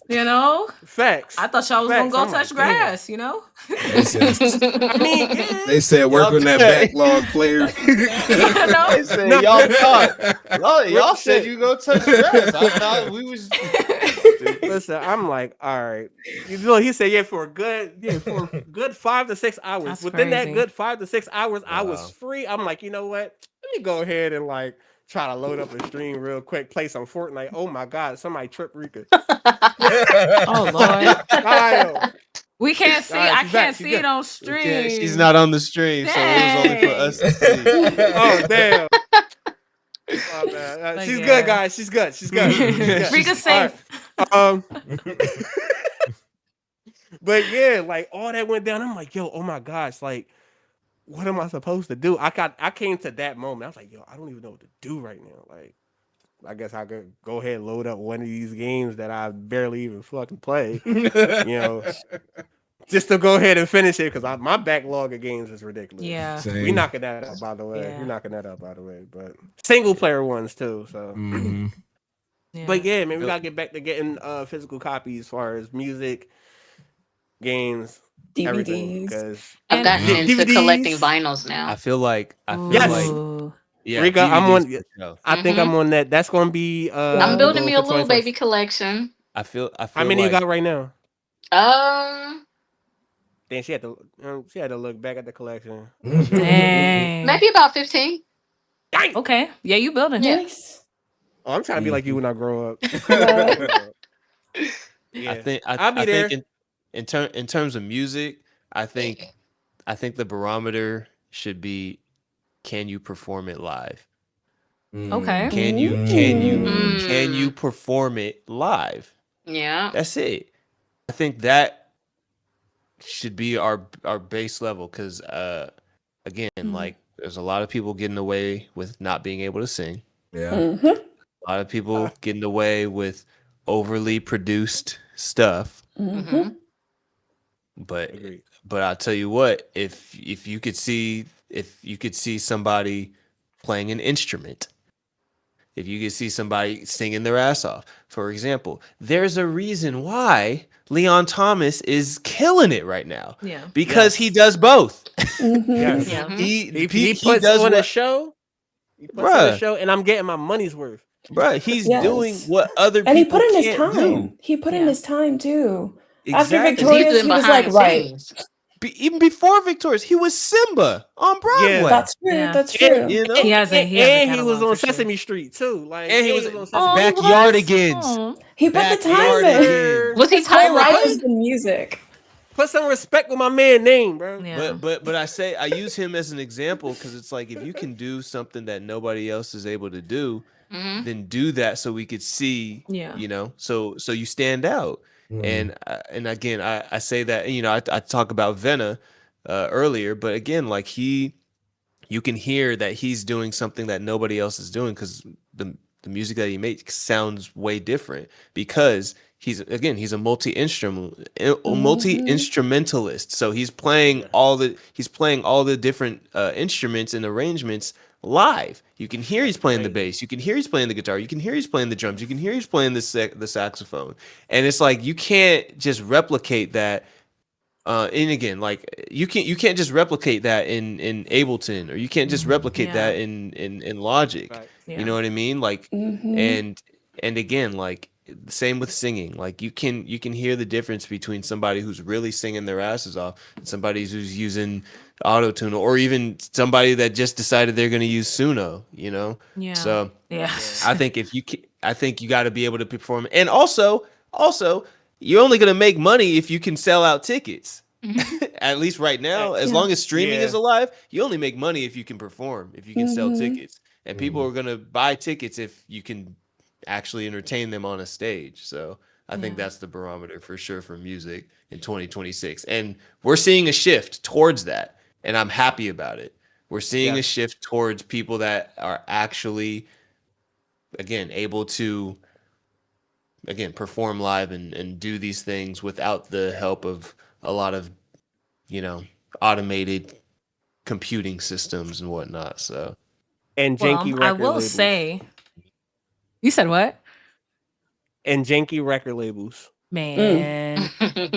But I will say, like, regarding 2020, I hope that we see a shift in, you know, and I know we don't want to censor anybody, but a lack of PR.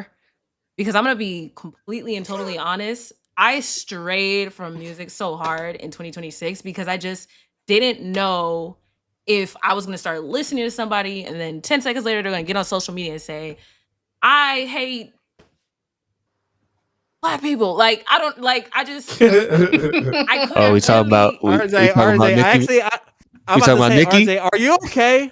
no. How are you? I'm I was, losing it. You know, when I was, I'm not gonna lie to you. When all that shit popped off, I was like, yo, I wonder what RJ's feeling right now. Guess what's playing Frank? I really like. I'm a motherfucking monster. Nah, literally, like on some real shit. Like, She warned you said that you said that you was a barb yourself. I How are you was- feeling right now? I say I'm a reformed barb. You know, and that's all we can do about it. Because it's like, Where the barbs at? I do, This Nikki and it's now? partially her fault. I no longer trust any other artist, partially because of her. And it started with the beefs with Cardi. It started with the beefs with Megan. The beefs with everybody. Just like a hamburger shop, just beefing with everybody. I didn't understand. So for that reason, I just kind of like, RJ, you on the wrong. You've been on the wrong side of history with these motherfucking artists. You've been holding this back for a minute. You done The lost Drake. whole time. You done lost Drake. Now that you done lost the Barbs. Yo, you really gotta Who's like, next? you really gotta step. You really gotta step back. Like, yo, like I just want my music. Fuck all And the that's bullshit. I'm what so serious. 2026 That was. part. It was let me just listen to just music in general. No words, no lyrics. Everybody's getting cut off. I'm not doing it. Because it just back to back. And if you're asking how I'm doing, I'm crying on the Yes. inside, but fine on the outside. You know what I mean? Because it's like, I don't know her, obviously. She is, Right. whoever she is, and she has her own people, right? But Mm-hmm. with music, it's so deeply personal. We tie memories to it. We tie connections to it. We feel what that artist is coming from, even if we don't understand why they made the music. And all gone. You know, I lost Drake and Nicki in the same time span. Like, I don't. Young Money. Just throw the whole Young Money away. Just throw the whole Young Money away. I gotta would go. love. You okay over there? No. And I Personally, got it, nigga. And I would got love it. to Yeah. see going into 2026. Grocery bag.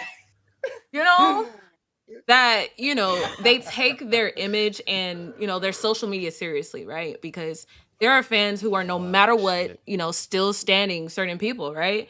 But there are fans like me who now no longer even want to hear them because they don't want to be bothered with what that comes with. I think Katana might have mentioned that previously, just deleting anybody that, drama is associated with. And I think, music is a creative space. It's a, again, very personal space, but like making sure to find that line between your artistry and whatever you have going on in your life that, could possibly just negatively tarnish your career, So Just like that.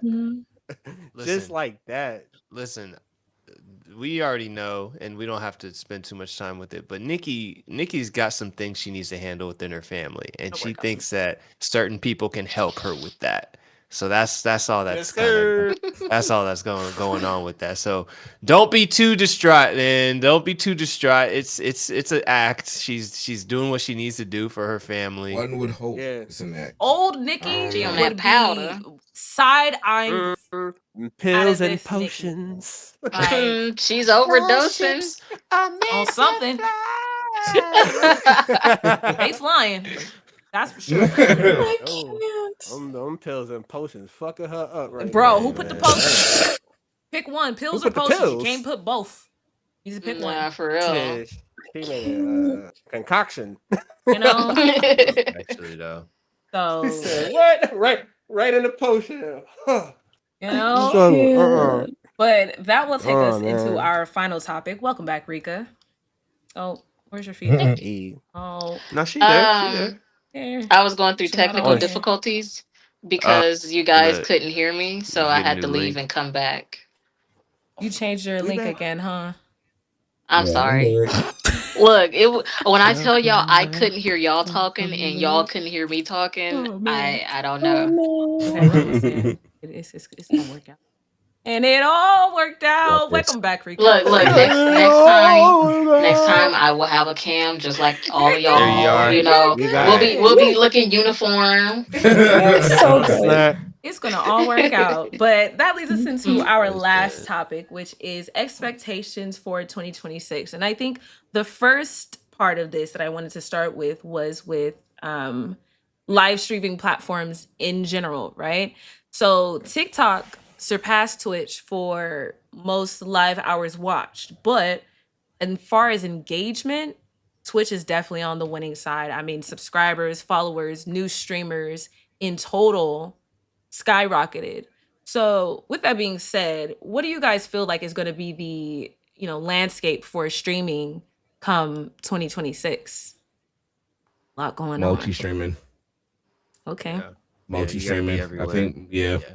You gotta be Continuing the Can't path. tie then. yourself to one. Yeah, can't tie yourself to one platform anymore. You gotta branch out to multiple platforms. I think it's gonna be the wave from now until whenever. Hmm I feel like we talked about it a little last time, but Charlie kind of woke people up when he showed everybody how much money he makes off of YouTube and his VODs being on YouTube and versus how much he's made on Twitch. You know, I think I don't know. I think Twitch is we talked about it, Twitch is kind of slowly dying a little bit.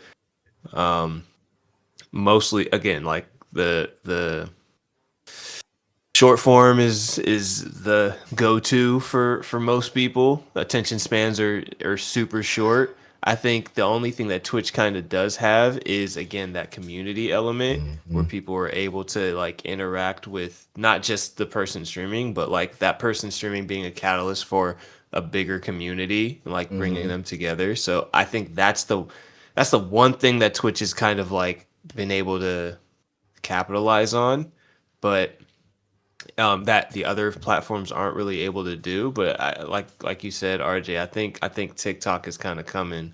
It's it's kind of if they can figure out that the community aspect, making sure that the chat is lit, making sure that people come back to the same streams and don't just swipe away, and you can build a community on TikTok, then it's up for Twitch. You know what I mean? I think. Yeah, and then YouTube, I don't even really know.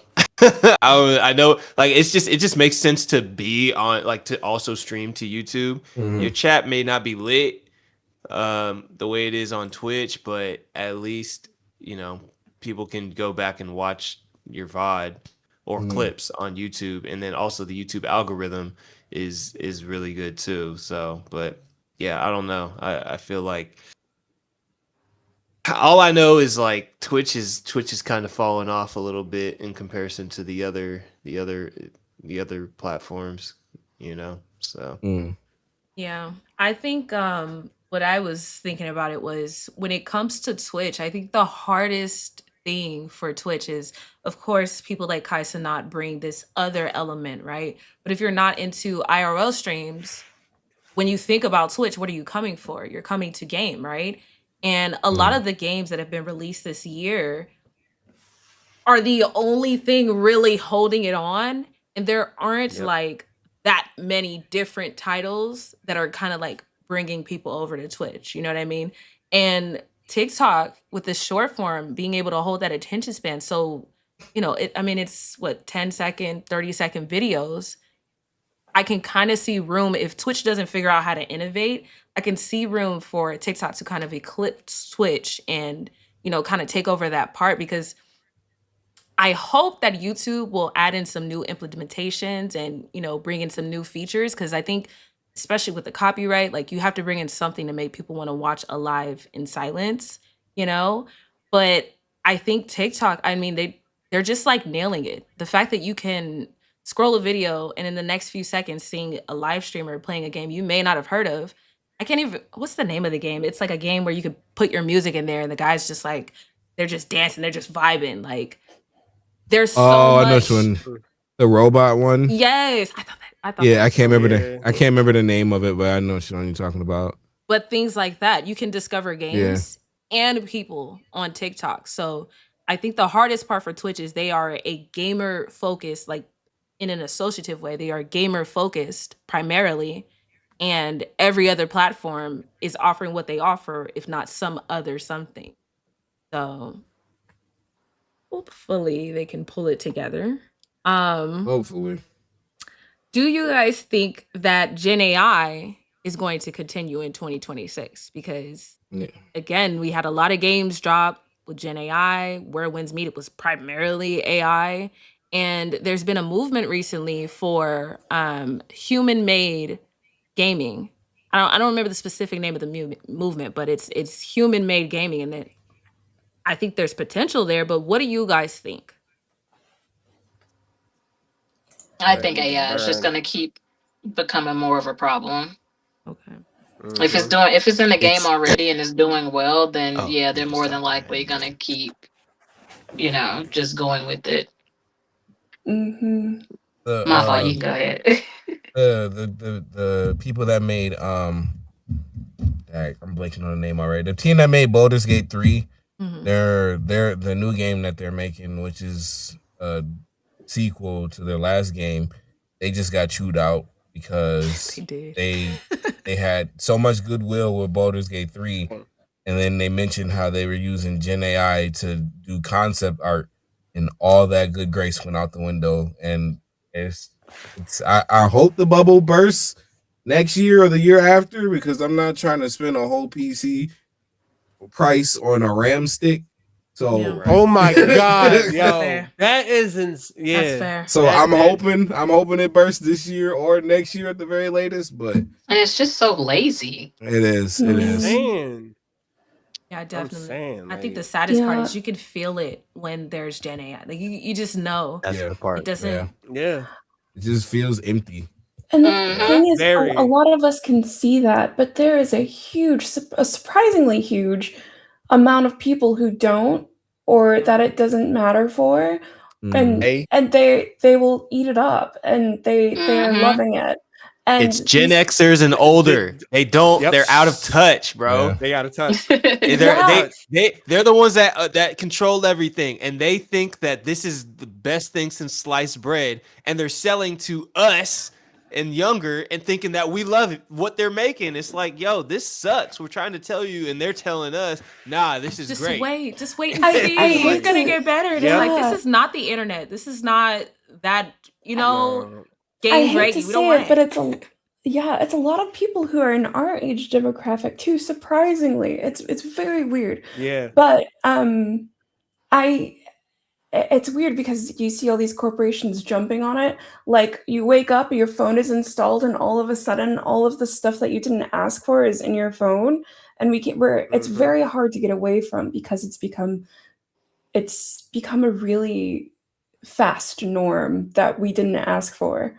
They're literally forcing us. So I think that we're going to see a lot more of it, unfortunately, because there is such a weirdly large group who's like, yeah, okay, this is fine, and also me too, and also look what I've done. It's weird, but there's still a large group of us that are just like, no, we don't want this. So That's the Right. millennials, baby. I do think the bubble's gonna burst, though. I hope so. Because I get I don't mean to cut you off, sorry, but I'm getting the same vibes that we had with NFTs. Remember how quickly everybody was trying to move NFTs into everything? That's the vibe I'm getting from this. But did you see all these corporations doing? They were, but they shut that down really fast. But I mean, just seeing it on my phone, you type into Google, "Hey Google, and then everything but the thing you want is on there, and it's AI or like a sponsored URL or something." They Not what you did asked for. say if you search for whatever it is you're searching for and you put -AI, everything will pop up without it. Really? And so I did it. I did it on my phone, just doing a regular Google search, and I put the -AI, and sure enough, like that little AI overview that pops up when you search, it was gone. Hot tip. Really? Hot tip. Thank Yo, you. make sure you clip that. Make sure this shit go out to the masses. Period. Is it like? We need this out here, man. Oh, you have to put the dash. Because when I went and typed minus. I don't know if that's what You typed in minus? No. It worked. It works. It worked. It worked. That's amazing. So yeah, everybody do that. Because that Funny how they didn't tell nobody that. You know what I'm saying? Right. Like, if They you're didn't gonna tell opt nobody out, that. Of course they not. ask me about cookies every 10 seconds. They didn't ask me about opting out from AI. That's crazy. And it doesn't. And I was combing through the settings for like a good 20 minutes trying to figure out how to remove the AI portion from it. Right. And yeah. Oh my god. Amazing. Go. Thank you. Do you For not real. do you not think that, like, because people eventually they're gonna realize people don't want this, and they're gonna and I guess the numbers on their end are gonna show that, like, people really don't want AI shit, Mm-hmm. and eventually they're gonna be like, okay, like they say right now they're like, they say that, but just wait. And I think eventually it's gonna get to a point in the next couple of years where we'll be like, okay, yeah, they're not buying our shit. And maybe it's the AI stuff. Like, I hope so. Maybe, right? Like millions of gallons of water is going to waste just so somebody can make an AI picture of Martin Luther King and Charlie Kirk standing together. I'm like, come on now, let's be for real. And it's even seeping into the writing community. So I'm in the a lot of like novel and author communities, and there are some authors right now who are using generative AI to make most of their books. And Oh some yeah. people, That's Crazy. Oh yeah. Wow. yes, people are buying them as well. And some of them haven't been including that they've been making it. And it's been a whole thing, but it's seeping into every part of the creative industry. Mm-hmm. and why are they trying to shove it down our throat like this? Honestly. Trying to make it the Profit. new Like we're norm. saying no, but maybe they're used to that. And People money. saying no and not Look, and really money. caring. Out of Mhm. touch. They're Right? out of touch, bro. There's a Out lot of of out of touch. touch people. A lot of out of touch people, and I think the pandemic played a huge part of that. Absolutely. Mhm. I think once Absolutely. everybody got stuck inside and then people started making money off of NFTs and shit, Mm-hmm. people just I think just like kind of zeroed in on like the only thing that matters is making money with tech.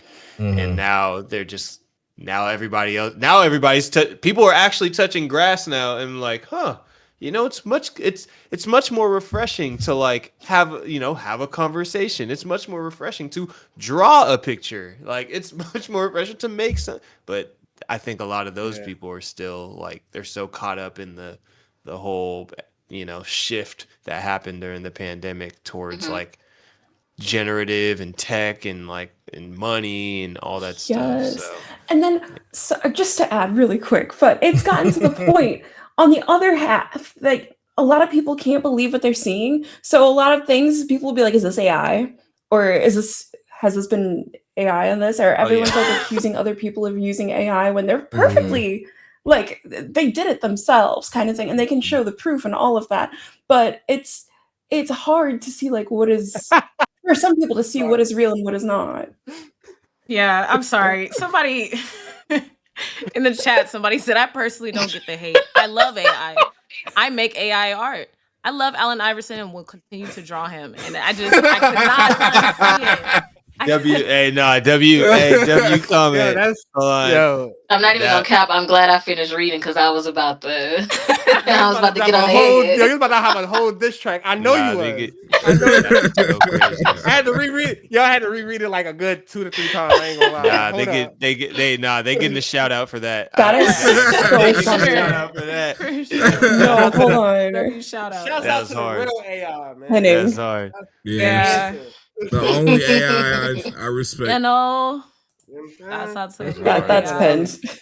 But I think that basically the main thing that we're saying here, I think, been like the theme of this podcast is like we can feel when things are not real, and I think they want so badly for AI to be the solution that so far it hasn't actually delivered on. Like I've tried with like AI things because it comes out and it's like, oh, that's a new thing, right? But Mhm. it's very hit and miss. First off, to the point where I might as well just do that myself. Like I get it, the inclination to want to include it if it's going to be, a solution to time, because that's what most people are worried about is not having enough time to do whatever it is that they're doing, right? But overall, I think what we've realized is it's like they're trying to push this thing on us that isn't even all the way finished and telling us, no, you're going to get this thing. And it's like, no, actually, I don't actually want that thing. You keep your thing and you do what you need to do and stop tearing down communities in order to tell us that we want it. So Period. Facts. Stop Hey. trying to make fetch happen.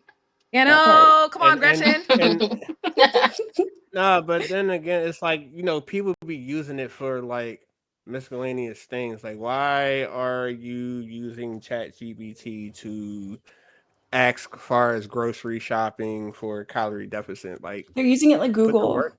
Yeah. Yeah, like what the fuck? Like, come on, we're not.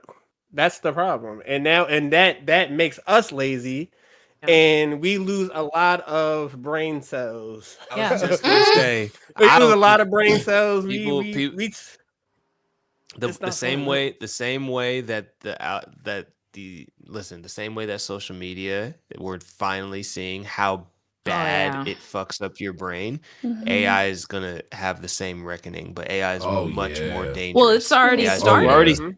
We're already seeing it. Yeah, We're already they've done seeing a it. few People are- studies like since it's are- released about the brain atrophy that people who are in school are experiencing at the hands of using AI as opposed to actually researching.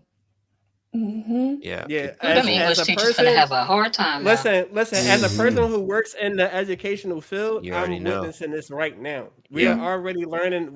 They're teaching the kids how to use AI, and Yeah. I'm just like, what the fuck? Oh my You god, know, I can't be it, that person there's to be there's like, like a there's like a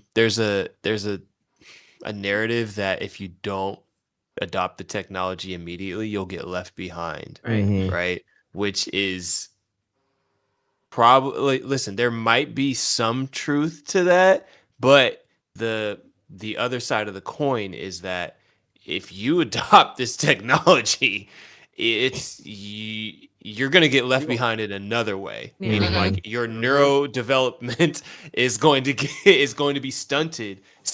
significantly, and that's going to trickle mm-hmm, down to generations. That, like, if you have kids and you are using AI and you're letting it mess up your head, sorry, then the people that you're around are gonna be, influenced by that. It's Right. it's like it goes deep, bro. It Yeah. goes yeah, super deep, You and lose so all your yeah. critical thought and you lose your hmm personality. you You lose a You lose lot. your personality, whole critical no, thinking, uh, It's and again, comprehension, it happened with our all. generation with the infinite scrolling, or the infinite Mhm, timeline. Like, mhm, at our generation, we fell victim to social media. Like, we fell victim to Instagram, YouTube, Twitter. Like, we felt that, and that had a huge impact on how we think and how we function. You know what I mean? And so I can only imagine. You can only Yeah, imagine. You take out all kind of critical thinking, and just the computer does everything for you. Oh, it's yeah. up, bro. It's Yeah. Like, up. Turning like Cooked. into folks, a real life like, NPC. Yep. folks that don't part. even know how to like actually type an email. They Bruh. just have Chat GPT to do it. That is insane. Yeah, yeah. That is Hey, and then insane. to your point earlier, what if everything shuts down? What are you gonna do? Now you getting an F on your Yep. homework. Right. Now you got to figure out how to have a conversation with somebody in real life. Yeah. Yep. Yup. Mm, What are you gonna do? Uh, Just do the gonna wing knowledge. it?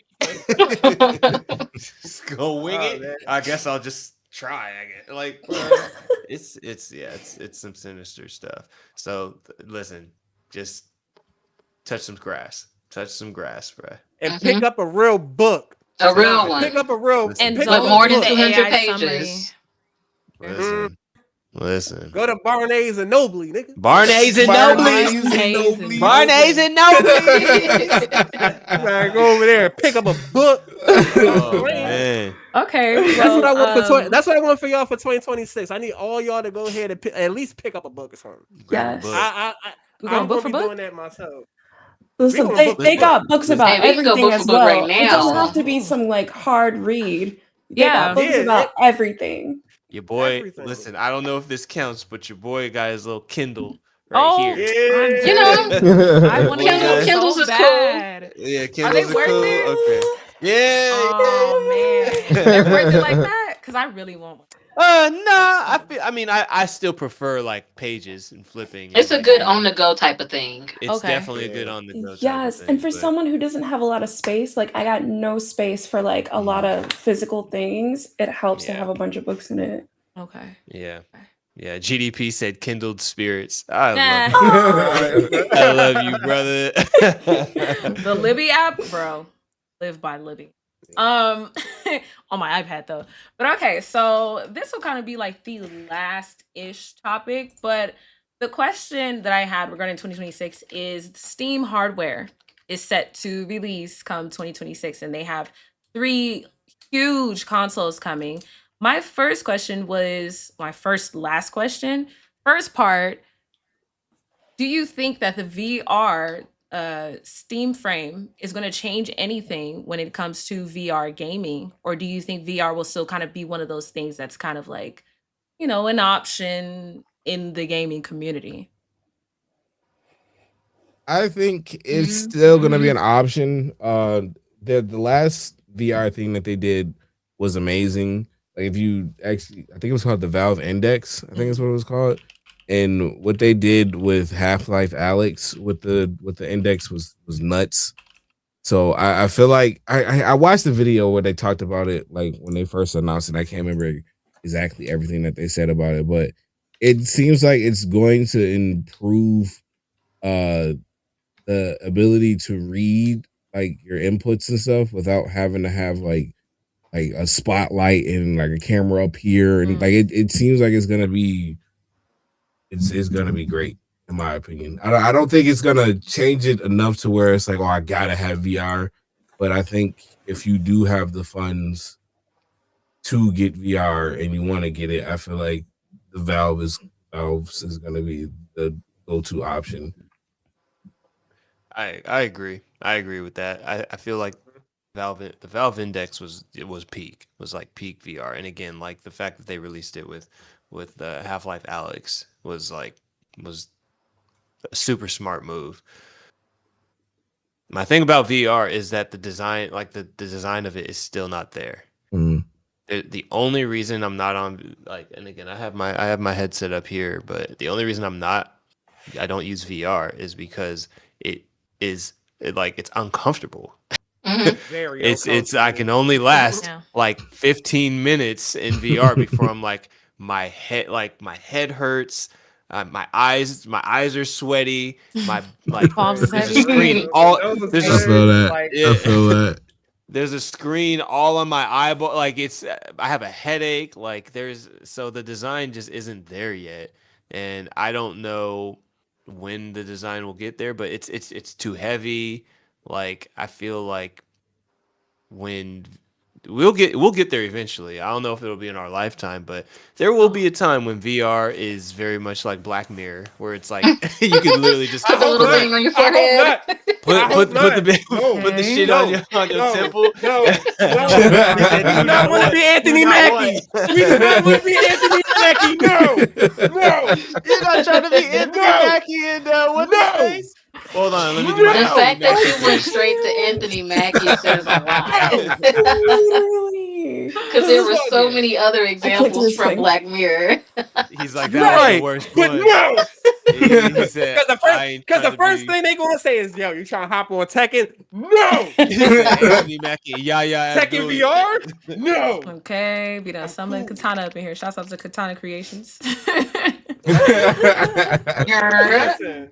But yeah, but even just like glasses, you know what I mean? I know they have AR glasses right now, but like if they can get VR and like just like a much lighter wearable where it's not like messing up your whole, obstructing like your whole movement and all that stuff, then I think people are really going to start adopting VR. But until then, like for example, you guys remember Xbox Connect? It wasn't quite VR, but Xbox Connect, it's like you didn't have to wear anything. You just turned it on and you got in front of your TV and like you did all this stuff. It was very convenient and it was dope. Oh, But like yeah. VR, it takes a lot of setup, bro. It takes a lot of setup, and it's just like it's too much, bro. I don't want to do all that just to play a game. Have you seen supposedly it's supposed to be pretty much fixing all of those issues. It's supposed to be lighter. It's supposed to have much less connectors. I think it's kind of like from what I could tell, kind of like a port. You plug the port in and then your VR is connected. Would that a change anything that you feel about when it comes to VR? It's not the wires that's an issue. It's the actual like just like it's having something in front. Having something on your head. Because your head is already 8 pounds, and then you're adding another 5 pounds to that. Yeah, After a while, it's a lot, bro. It's a Yeah. lot. And again, like the eyesight thing too. Like I don't know if the fidelity will fix that, but like things that are just all like a bright screen right here. It maybe that's just me. Maybe I just have a sensitivity. That's why I'm to that. blind now. But And imagine playing that with glasses on too. That It is, sucks. I hated it. Yeah. I sold mine and I did not look back. Like I know you can buy the special lenses. I forgot. There's a website you can go to where you give them your prescription and then they'll cut a lens out that you pop into the VR if you wear glasses. It's somewhat expensive, but you can do that. I just never got around to doing it because my headset. Nobody's gonna be that committed unless they're like, yeah. I'm cool on Right. Yeah. I am cool on that. Well, I will say I'm very excited for the Steam lineup. I don't know how it's gonna go. I think GDP mentioned earlier, shout outs to Asus for they're gonna be producing RAMs. I don't know how it's gonna go Yeah. with the price, but I am excited for the Steam lineup of machines. I'm excited for the way that that's gonna change gaming, same way that, the Steam Deck itself did. Um, Yeah. but last question, do you think that, Valve or not, the landscape of cloud gaming is going to change at all when it comes to 2026? Because from what it sounds like we're definitely leaning away from playing things in a digital sense. And it seems like companies are moving toward playing things in a digital streaming, not take up spacey kind of way. Lower the Huh. prices. I Of don't want to the pay $100 for a game that I have to download from the cloud. I see. That you don't even That's fair. own for real. I That's the yeah. you don't even own it for real. Yeah, lower That's it, my bro. problem. Cause once that go out, then what? Yeah. You're screwed. See, You're screwed. Nvidia is doing some shady stuff where they just announced that their Nvidia Now, their digital service, all the tiers has 100-hour limit, so you can only play games up to 100 hours a month. And it, No. all the tiers, once you hit 100 hours, you cannot play nothing else unless you pay extra money for more hours to play. A Ew. So month? yes, Greed. That's Just, insane. 100 hours, give me my bro. money. Physical copies, baby. That's Yeah, y'all I know. feel like Y'all know we going. a lot of companies are gonna get a lot more predatory with Game Pass, Nvidia now. Like I said, like a lot of them, I feel like a lot of more companies are they're going to try to convince people with AI doing this thing with VRAM now. They're going to try to convince people not to buy computers and consoles and to just save money by just playing it through the cloud. But we control how much you get to play and what you get to play when you get to play. Like it's That's That's crazy. insane. I That's don't like crazy. it. Everyone I wants to be a subscription service and bro, have I hit tiers. Yes. when Arc Raiders came out, I hit my 100-hour limit in a week. Jeez. That's so Easy, crazy. easy. That's Uh, actually yeah. insane. Yeah. All their tiers, the free tier, the I think $15 tier and the $30 tier, they're all hard locked to 100-hour limit. That's crazy. Because you know Nah. what? We play games to escape life. How You are they know? hitting us Exactly. with this? You get That's 100 hours crazy. to escape a you want month. What? Right. they said, oh, you want 30 extra hours? You're gonna throw $15 on that. Which is just like $15. that episode of Black Mirror, if y'all watched the recent season. Yep. Yep. Oh, I haven't Yep. Free tried it. subscription Like she Yep. had to get a subscription if she wanted to keep living longer. That's Like, and crazy. Yeah. had nothing but ads on Crazy. there. Like she Yep. had ads Oh, to oh, live. yes. Insane. Insane. Matter of fact, now that you think about it, uh I think they said like they're gonna have like a essential matter of fact, that was what Xbox Game Pass. They mhm. had like an essential package where you can play the games or whatnot. Well, certain games, but some of them will have ads. Why the fuck would I go ahead and That's play a so insane, multiplayer bro. game and Don't Ads piss in next the me thing you off, know, bro. games is This is pissing me off. y'all trying to sell me. Y'all trying to sell me FanDuel or some shit. Like, come on, Hey, man. listen. Hey, listen, bro. Like, Hey, That's listen. no, we're Hey, not insane. doing that. real That's shit. This is how you crazy. alienate. This is how you alienate your customers, dog. Yeah. And again, to bring it full circle, that's exactly what Call of Duty did to all of us. By throwing in all these different extra things, like they alien. They're not listening to their customers and their fan base, and they're doing shit to alienate us. And they'll listen. They're gonna feel it eventually, but by then it's gonna be too FAFO. late. We're already Mhm. gonna be onto something that actually listens to us and actually cares for what we Yes. care about. Oh, that's so It's frustrating. That's It is. insane. yeah, It is. man. That's Just give nuts, me. though, bro. Uh, I uh, know, man. can Okay. Yeah. I say an expectation that's kind of around gaming, but not necessarily gaming? Yeah. Okay, so It's more like gaming conventions. Okay. I want gaming conventions to just do better. They used to be so lit and like so amazing, and they felt really safe. I always had a really good time. But like lately, between security, terrible organization, like sometimes just complete like just not, I don't know, it's just bad. I want to say some words, but I don't want to say them. People hurting themselves, like it's just really rough. Thankfully everyone that I've gone to has been like really good and really memorable, but there are some years where I have serious FOMO, but lately I've just been like, I'm low-key glad that I saved my money and I didn't go. So I just would like to have better planning for like all the different gaming conventions, like Mhm. the RDC one, TwitchCon, like all of them, you name them, just do better. Yeah. Yeah. I would say the first con I Right. went to was DreamCon this year. And Mm, that was the only one I did. I wanted to do more, but I didn't plan for it. And so hopefully next year I'll get to actually, go to more than just DreamCon. manifesting for you. Mm-hmm. Yeah. Facts. You know what? I actually haven't been to a convention. I guess the narrative for me that I've heard when it comes to convention is sweaty and not in like competitive, like just hot and sweaty. It was So, definitely Yeah, hot and sweaty. that's you Yeah, it was. true. know, Yeah, if they could like it Yes. was. plan, if part of I'll the say. planning that you mentioned, if they could plan to have the AC on, I think that would be I Right? think that would Or be just amazing. wash your ass. You Or know, just That wash your too. ass. That too. Yeah. maybe Just put a wash your ass. clause in there, make sure your I would ass is You know, say washed.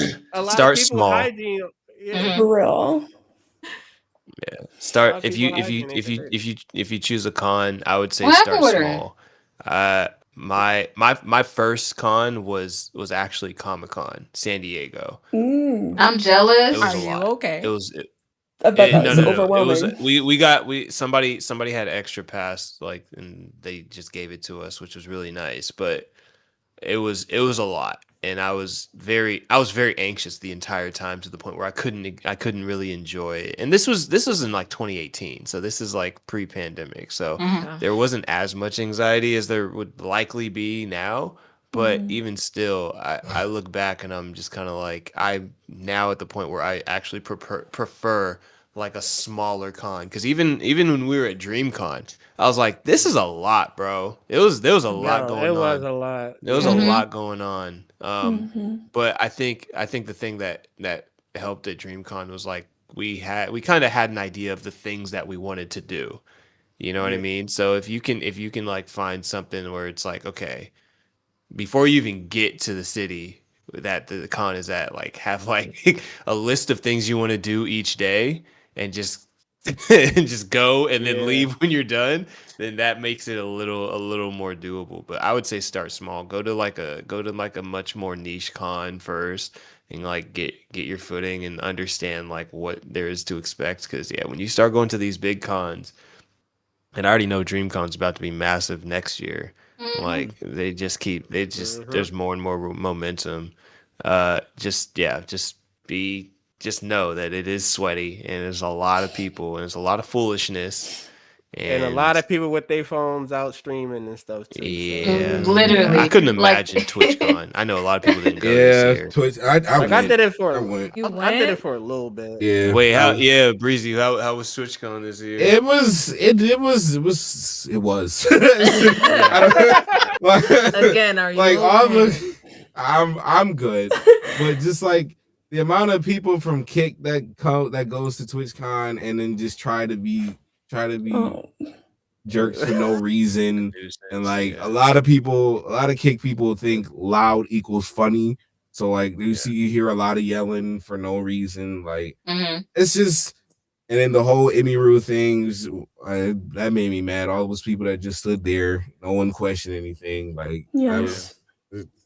it was. I mean, I had a decent time, other than the Kick people, but I mean, just overall, they definitely need to improve and do better with security. Mhm. Yeah, I think it's a completely different vibe over this side because I go to TwitchCon Europe, And So it we've is heard, like Tori. spacious and air conditioned and really Must nice. be Oh, nice. it sounds Good nice. Bragging right Hey, now. Right? hey, Biscuits, yeah, we know what's Yeah, DJ's lit. Like, it's great. Hey, we making a trip to Europe, You guys. know, like, I'm tired Yeah. of hearing. I need to see I'm it. about to you go know? anyway. I'm tired of Oh, for real. grandma. Hey. I'm sick of this. Sick of this. We No, got but I goodie love that for you. bags. It's nice. That's really, yeah. Yeah. I think wonder. that I Sounds think amazing. go ahead. I just was gonna say, I wonder what it is, why they can't put forth, because this is the second time I've heard you bring up how pleasant it. Like, you don't seem scarred from your memory of TwitchCon. You know, what is it, Rotterdam, wherever it was, like Rotterdam. Yeah. Well, they had them all over the place. So I've been to the not Rotterdam. I'm Rotterdam is crazy. dying. I've been to the Paris one and the Amsterdam one, and yeah, now for the next few ones, it's gonna be in Rotterdam. You got me saying that. Rotterdam. Damn, it's crazy. That's Rotterdam. crazy. Yeah. That's But I wonder funny. what it is between, you know, them putting out conventions here versus there. Maybe it's just like an expectation that it must go correctly when it's over, you know, in the UK. It might I mean, be. it's that in culture, though. I think Yeah, Yeah. it's it's my the culture. culture itself. Yeah.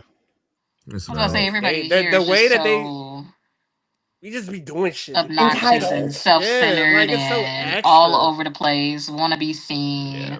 Yeah, like It seems like there's like a mutual understanding over there of having some kind of dignity and manners. You know?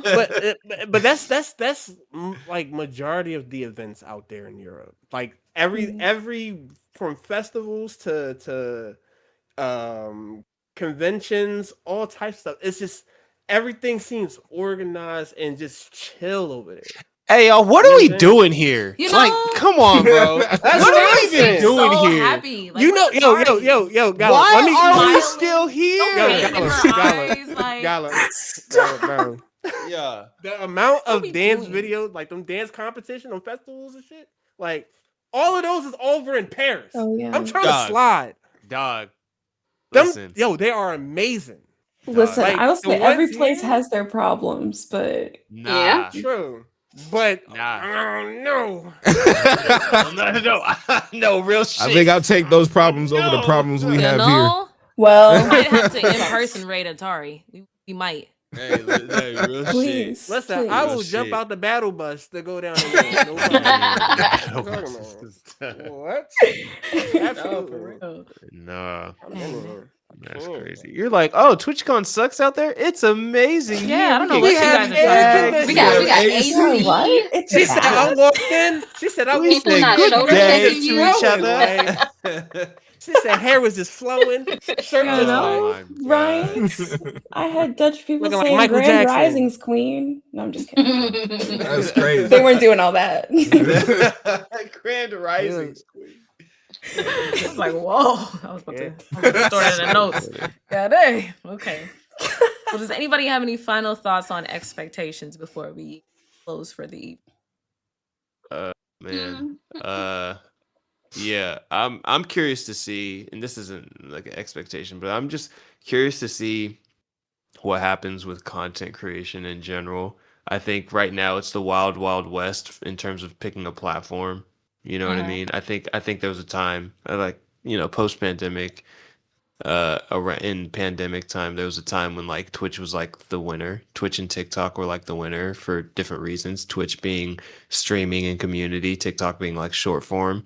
But now everybody's kind of adopting different features from different platforms, like from each other's platforms, right? Like TikTok has the same features as YouTube now, and Twitch has the same features as TikTok now, and like so everybody's kind of doing a lot of the same things, but like each one is known for a different thing. You know what I mean? So it's and then also like trying to grow as a content creator, everybody's trying to figure out which platform is going to help them grow better, right? Like as of right now, like like you said earlier, RJ, like clips are the way to kind of get some traction. But I think right now people are deciding whether or not they want those clips to bring them back to Twitch or bring them to TikTok. or bring them to YouTube, right? So I think just trying to figure, like, I think right now a lot of things are up in the air in terms of like where people want to build their community. And Breezy, you said it earlier, like you kind of have to build it everywhere, which is a daunting task. Like Yeah. building a community on 3 different platforms like means you have a fractured community, you Yeah. know? So it's Yeah. like that's already a tough task. So I'm curious to know what happens with that. You know, it should be interesting. I'm mostly this next year I'm mostly gonna like be observing. I don't have time to like stream and kind of create as much as I would like to, but I think, yeah, 2026 I'm going to be observing a lot of like what is going to be happening, especially when GTA drops and Ugh. people try to figure out, okay, now I'm like people are really going to try to be content creators when GTA drops. That's going to be 100% facts. So Mm-hmm. Yeah. we'll see, man. We'll see. There's a lot up in the air, so we'll see. We'll see. I do have a question, Yeah. but this is for everybody. And what are your expectations that you have for yourself next year? Wait, you were muted. Sorry. Can you say that one more time? Oh. You were muted on my end. Yes, I Muted? heard you. I heard No, you. on my Right. end. For Oh, some reason on video it was muted for I you. was just I asked what expectations do you have for yourself for next year? I want to. I want to make more YouTube videos personally. I want to. I want to at least upload at least 2 videos a month. What I'm going for. I want to get back to making clips. Like RJ said, clips is king. Clips is how you get out there. And Yeah. and I want to keep multi. I want to lock into multi streaming. Like I want to either I'm gonna stream on Twitch because I just love Twitch, but I want to work out if multi streaming on YouTube is better or multi streaming on TikTok is better. Whichever one works better for me. But Yeah. I just want to get back into content creating and making videos. Honestly, I miss editing videos and stuff like that. Okay. Yeah. Who next? I'll go next. I'll go. I'll go. Oh. I definitely. What was who did it? Who could have done it? Okay, go ahead. He said, Oh, "Nope, not you, me." oh no, go ahead then. My fault. My Too fault. late, My too fault. late. My fault. You You're claimed already your there. stage. You I claimed already it. My snatched fault. Atari out of the abyss and threw you You on. claimed Come it. on. Damn, my bad. My She bad. said, My "I'll bad. go My next." bad. No. Okay. No. I do want to continue to like make videos on YouTube though. I'm not gonna lie. I did have fun when I was like reviewing albums and stuff. I shitted on that little baby project though, but that was fun. I need to do more, but I don't.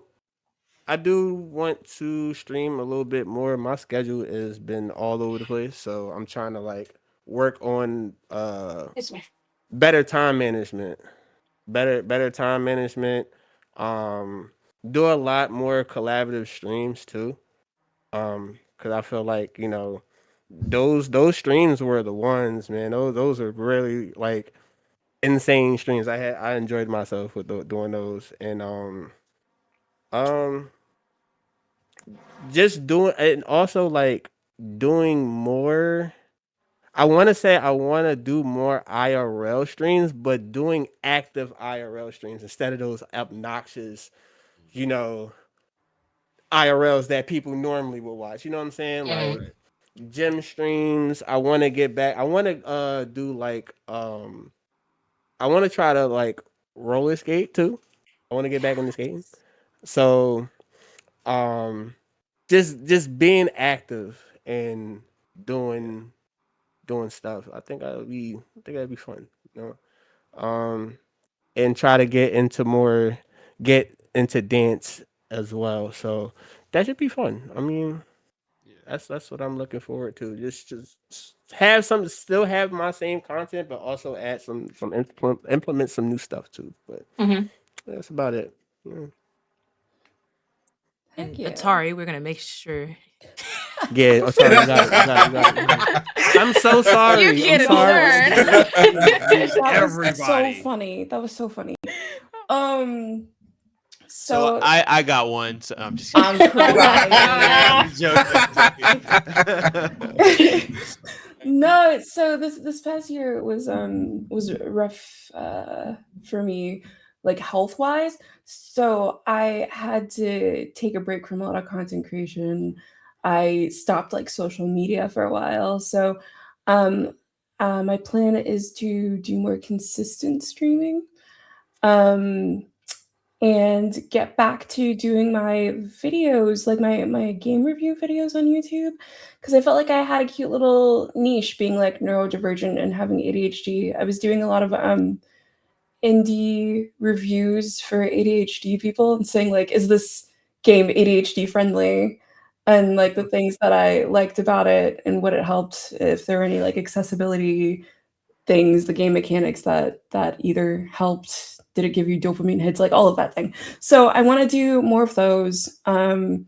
And then as far as like voice acting goes, just throw myself out there a lot, a lot, a lot, a lot. I'm gonna be Mm-hmm. grinding.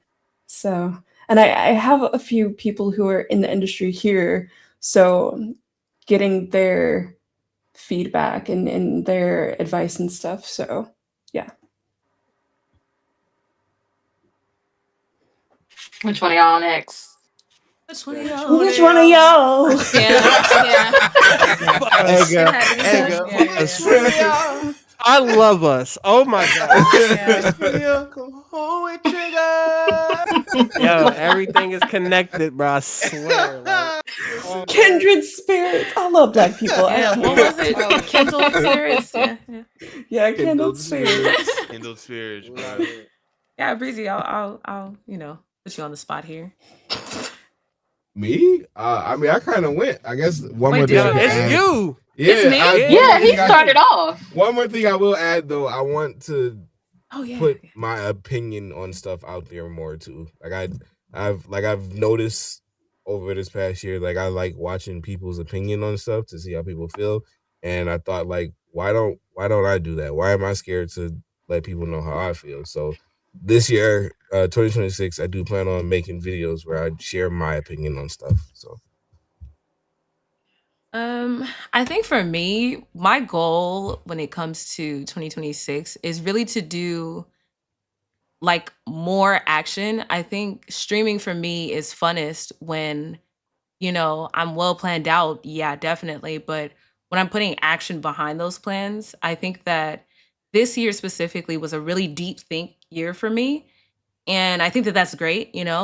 I am notoriously an overthinker. I am yelled at by family and friends alike for overthinking things, but I think that, using that as like a strength and kind of like using it to my advantage, I want to make sure that this next year is just fun. Like I'm following through on all the things that I say that I'm, passionate about or wanting to make or, whatever. And just, I guess, bringing the fun back into gaming and streaming and, content creation as a whole without letting like, you know, thinking about, well, will people care? Will people, even like this content or, what do they want? And it's like, what do I want to bring, to the space that I create? So that's my my goal. And Rick, I think you're the last one, right? Am I? no, Who Yeah. else gotta go? You asked the No, question. Yeah. no, no. We got him. It's your I'm All about to right, say segment. I I'll don't go. think I'll Which go. Gallup went. For Y'all didn't me, go? Oh. mostly, this new year, I want to go into just being more consistent with streaming. Um, I told you, RJ, I let depression get the best of me. So like August, I had stopped streaming altogether, and I was like, nah, I can't do that again. And so, um, more consistent streaming. What else did I want to do? Focus on more learning more about photography and getting back to reading. Yeah. So that's my plan for the whole new year. Yeah. Love that for you. Nice. And then Mhm. last but not least, Nice. sorry I skipped you, Gallup. I mean, I kind of said it, but yeah, I think this next year is gonna be super busy. Like IRL and not IRL streaming, like IRL without streaming. I just your boy just got married in October, so I'm Yeah. Hey. but Many happy thank you. Congratulations. anniversaries. Thank you. But in that, I've been in school, and so we haven't really had a chance to like really be married. You know what I mean? Like it's just kind of go, like wedding and then back to school. And so this next year is going to be like my last year of school. 2026 is going to be like my last year of school. So I'm gonna be pretty locked in on Mm-hmm. the life part of things. Like we're going across the pond. Uh, we'll be going across the pond to meet wifey's family in France and Oh stuff like shoot, that's that. fire. So yeah. So Oui, we're oui. doing that, but there's just like a lot of offline things that are happening. I'll my streams, keep it a stack. My streams are going to be really inconsistent. I'll hop on if I have a moment to tap in with y'all, tap in with the community. I might hop in your guys' chats and stuff like that. But as of right now, there will be a lot of off stream things happening. Uh, like I said, I kind of want to observe like what is going on. I got a couple podcasts going on right now, that are pretty fun. Shout out Rhythm and Banter. Including the and yeah, rhythm and Yeah. banter. Yeah, we got rhythm and banter popping. But also this one. So those are like kind of like my two main content creation things. I'm doing more podcast form things so far, and I just want to kind of spend the year focusing on that and seeing where that goes. But again, if I get a chance to, I might stream for like an hour, Mm, every now and then, that's fair. just to Yeah. kind of No. balance all that out. But yeah, man, yeah, this next year, 26 is gonna be a lot of off stream stuff, and just mostly living life, enjoying the last term of school, enjoying being married, and podcasts. So that's pretty much it. Yeah. Nice. There you go. I think that's Heck yeah. all. Really, Yeah. Mm-hmm. that's all you can ask for. And I will say, I'm That's gonna add one more exciting, thing. I think. I'm gonna add one We more could thing for one myself. more thing. Yeah. I want to be more involved Mm. with anything really, because I'm a loner. I chill. Don't nobody invite me to nothing. I'm doing my own thing, and so I guess I want to put myself out there a little bit more Mhm. as to whatever you want to work on. You want to just game. You want to podcast. Just stuff like that. So yeah, Yeah. that's it. That's it. Word up. Already taking the first Word step. up. Here for it. Yeah, Already, hey, right. Yep. listen. I'm You attempting here? to. You here? Word. Yeah. Yeah. You didn't True. peace out. You didn't peace out True. 5 minutes Yeah. before the show. Yeah, for You real know, though. the thought was there. The thought was there. Yo. Ain't gonna let you. So you said you're not a loner, Hey, not yo. anymore. We're not gonna let you do it. You know what I mean? You tried to peace out and you was Right. like, Oh my Right. you know. Mhm. So Yo, Being yeah. you're open to new wildin'. experiences. That's what it's about. Yeah. Mm-hmm. I Because think when we're uncomfortable, we find growth. Mm-hmm. Yep. Exactly. ooh, Exactly. Speak on it. Speak on it. is Mhm. that's a bar. So funny. Well, yeah, I first wanted to say shout out to GDP for being here. He could not make this episode, but he is here in spirit GDP. and has been modding Big in this Big up channel. So GDP. please join us in shouting out GDP. I just want to thank everybody for being here and being so, talkative in the chat. We appreciate you always, all your jokes. Mufasa had Yeah. a crazy joke. You guys were going ham in the chat, but That was crazy. until next time, enjoy the rest of your 2025 and we'll see you in 2026. Bye. Bye. See ya. Later.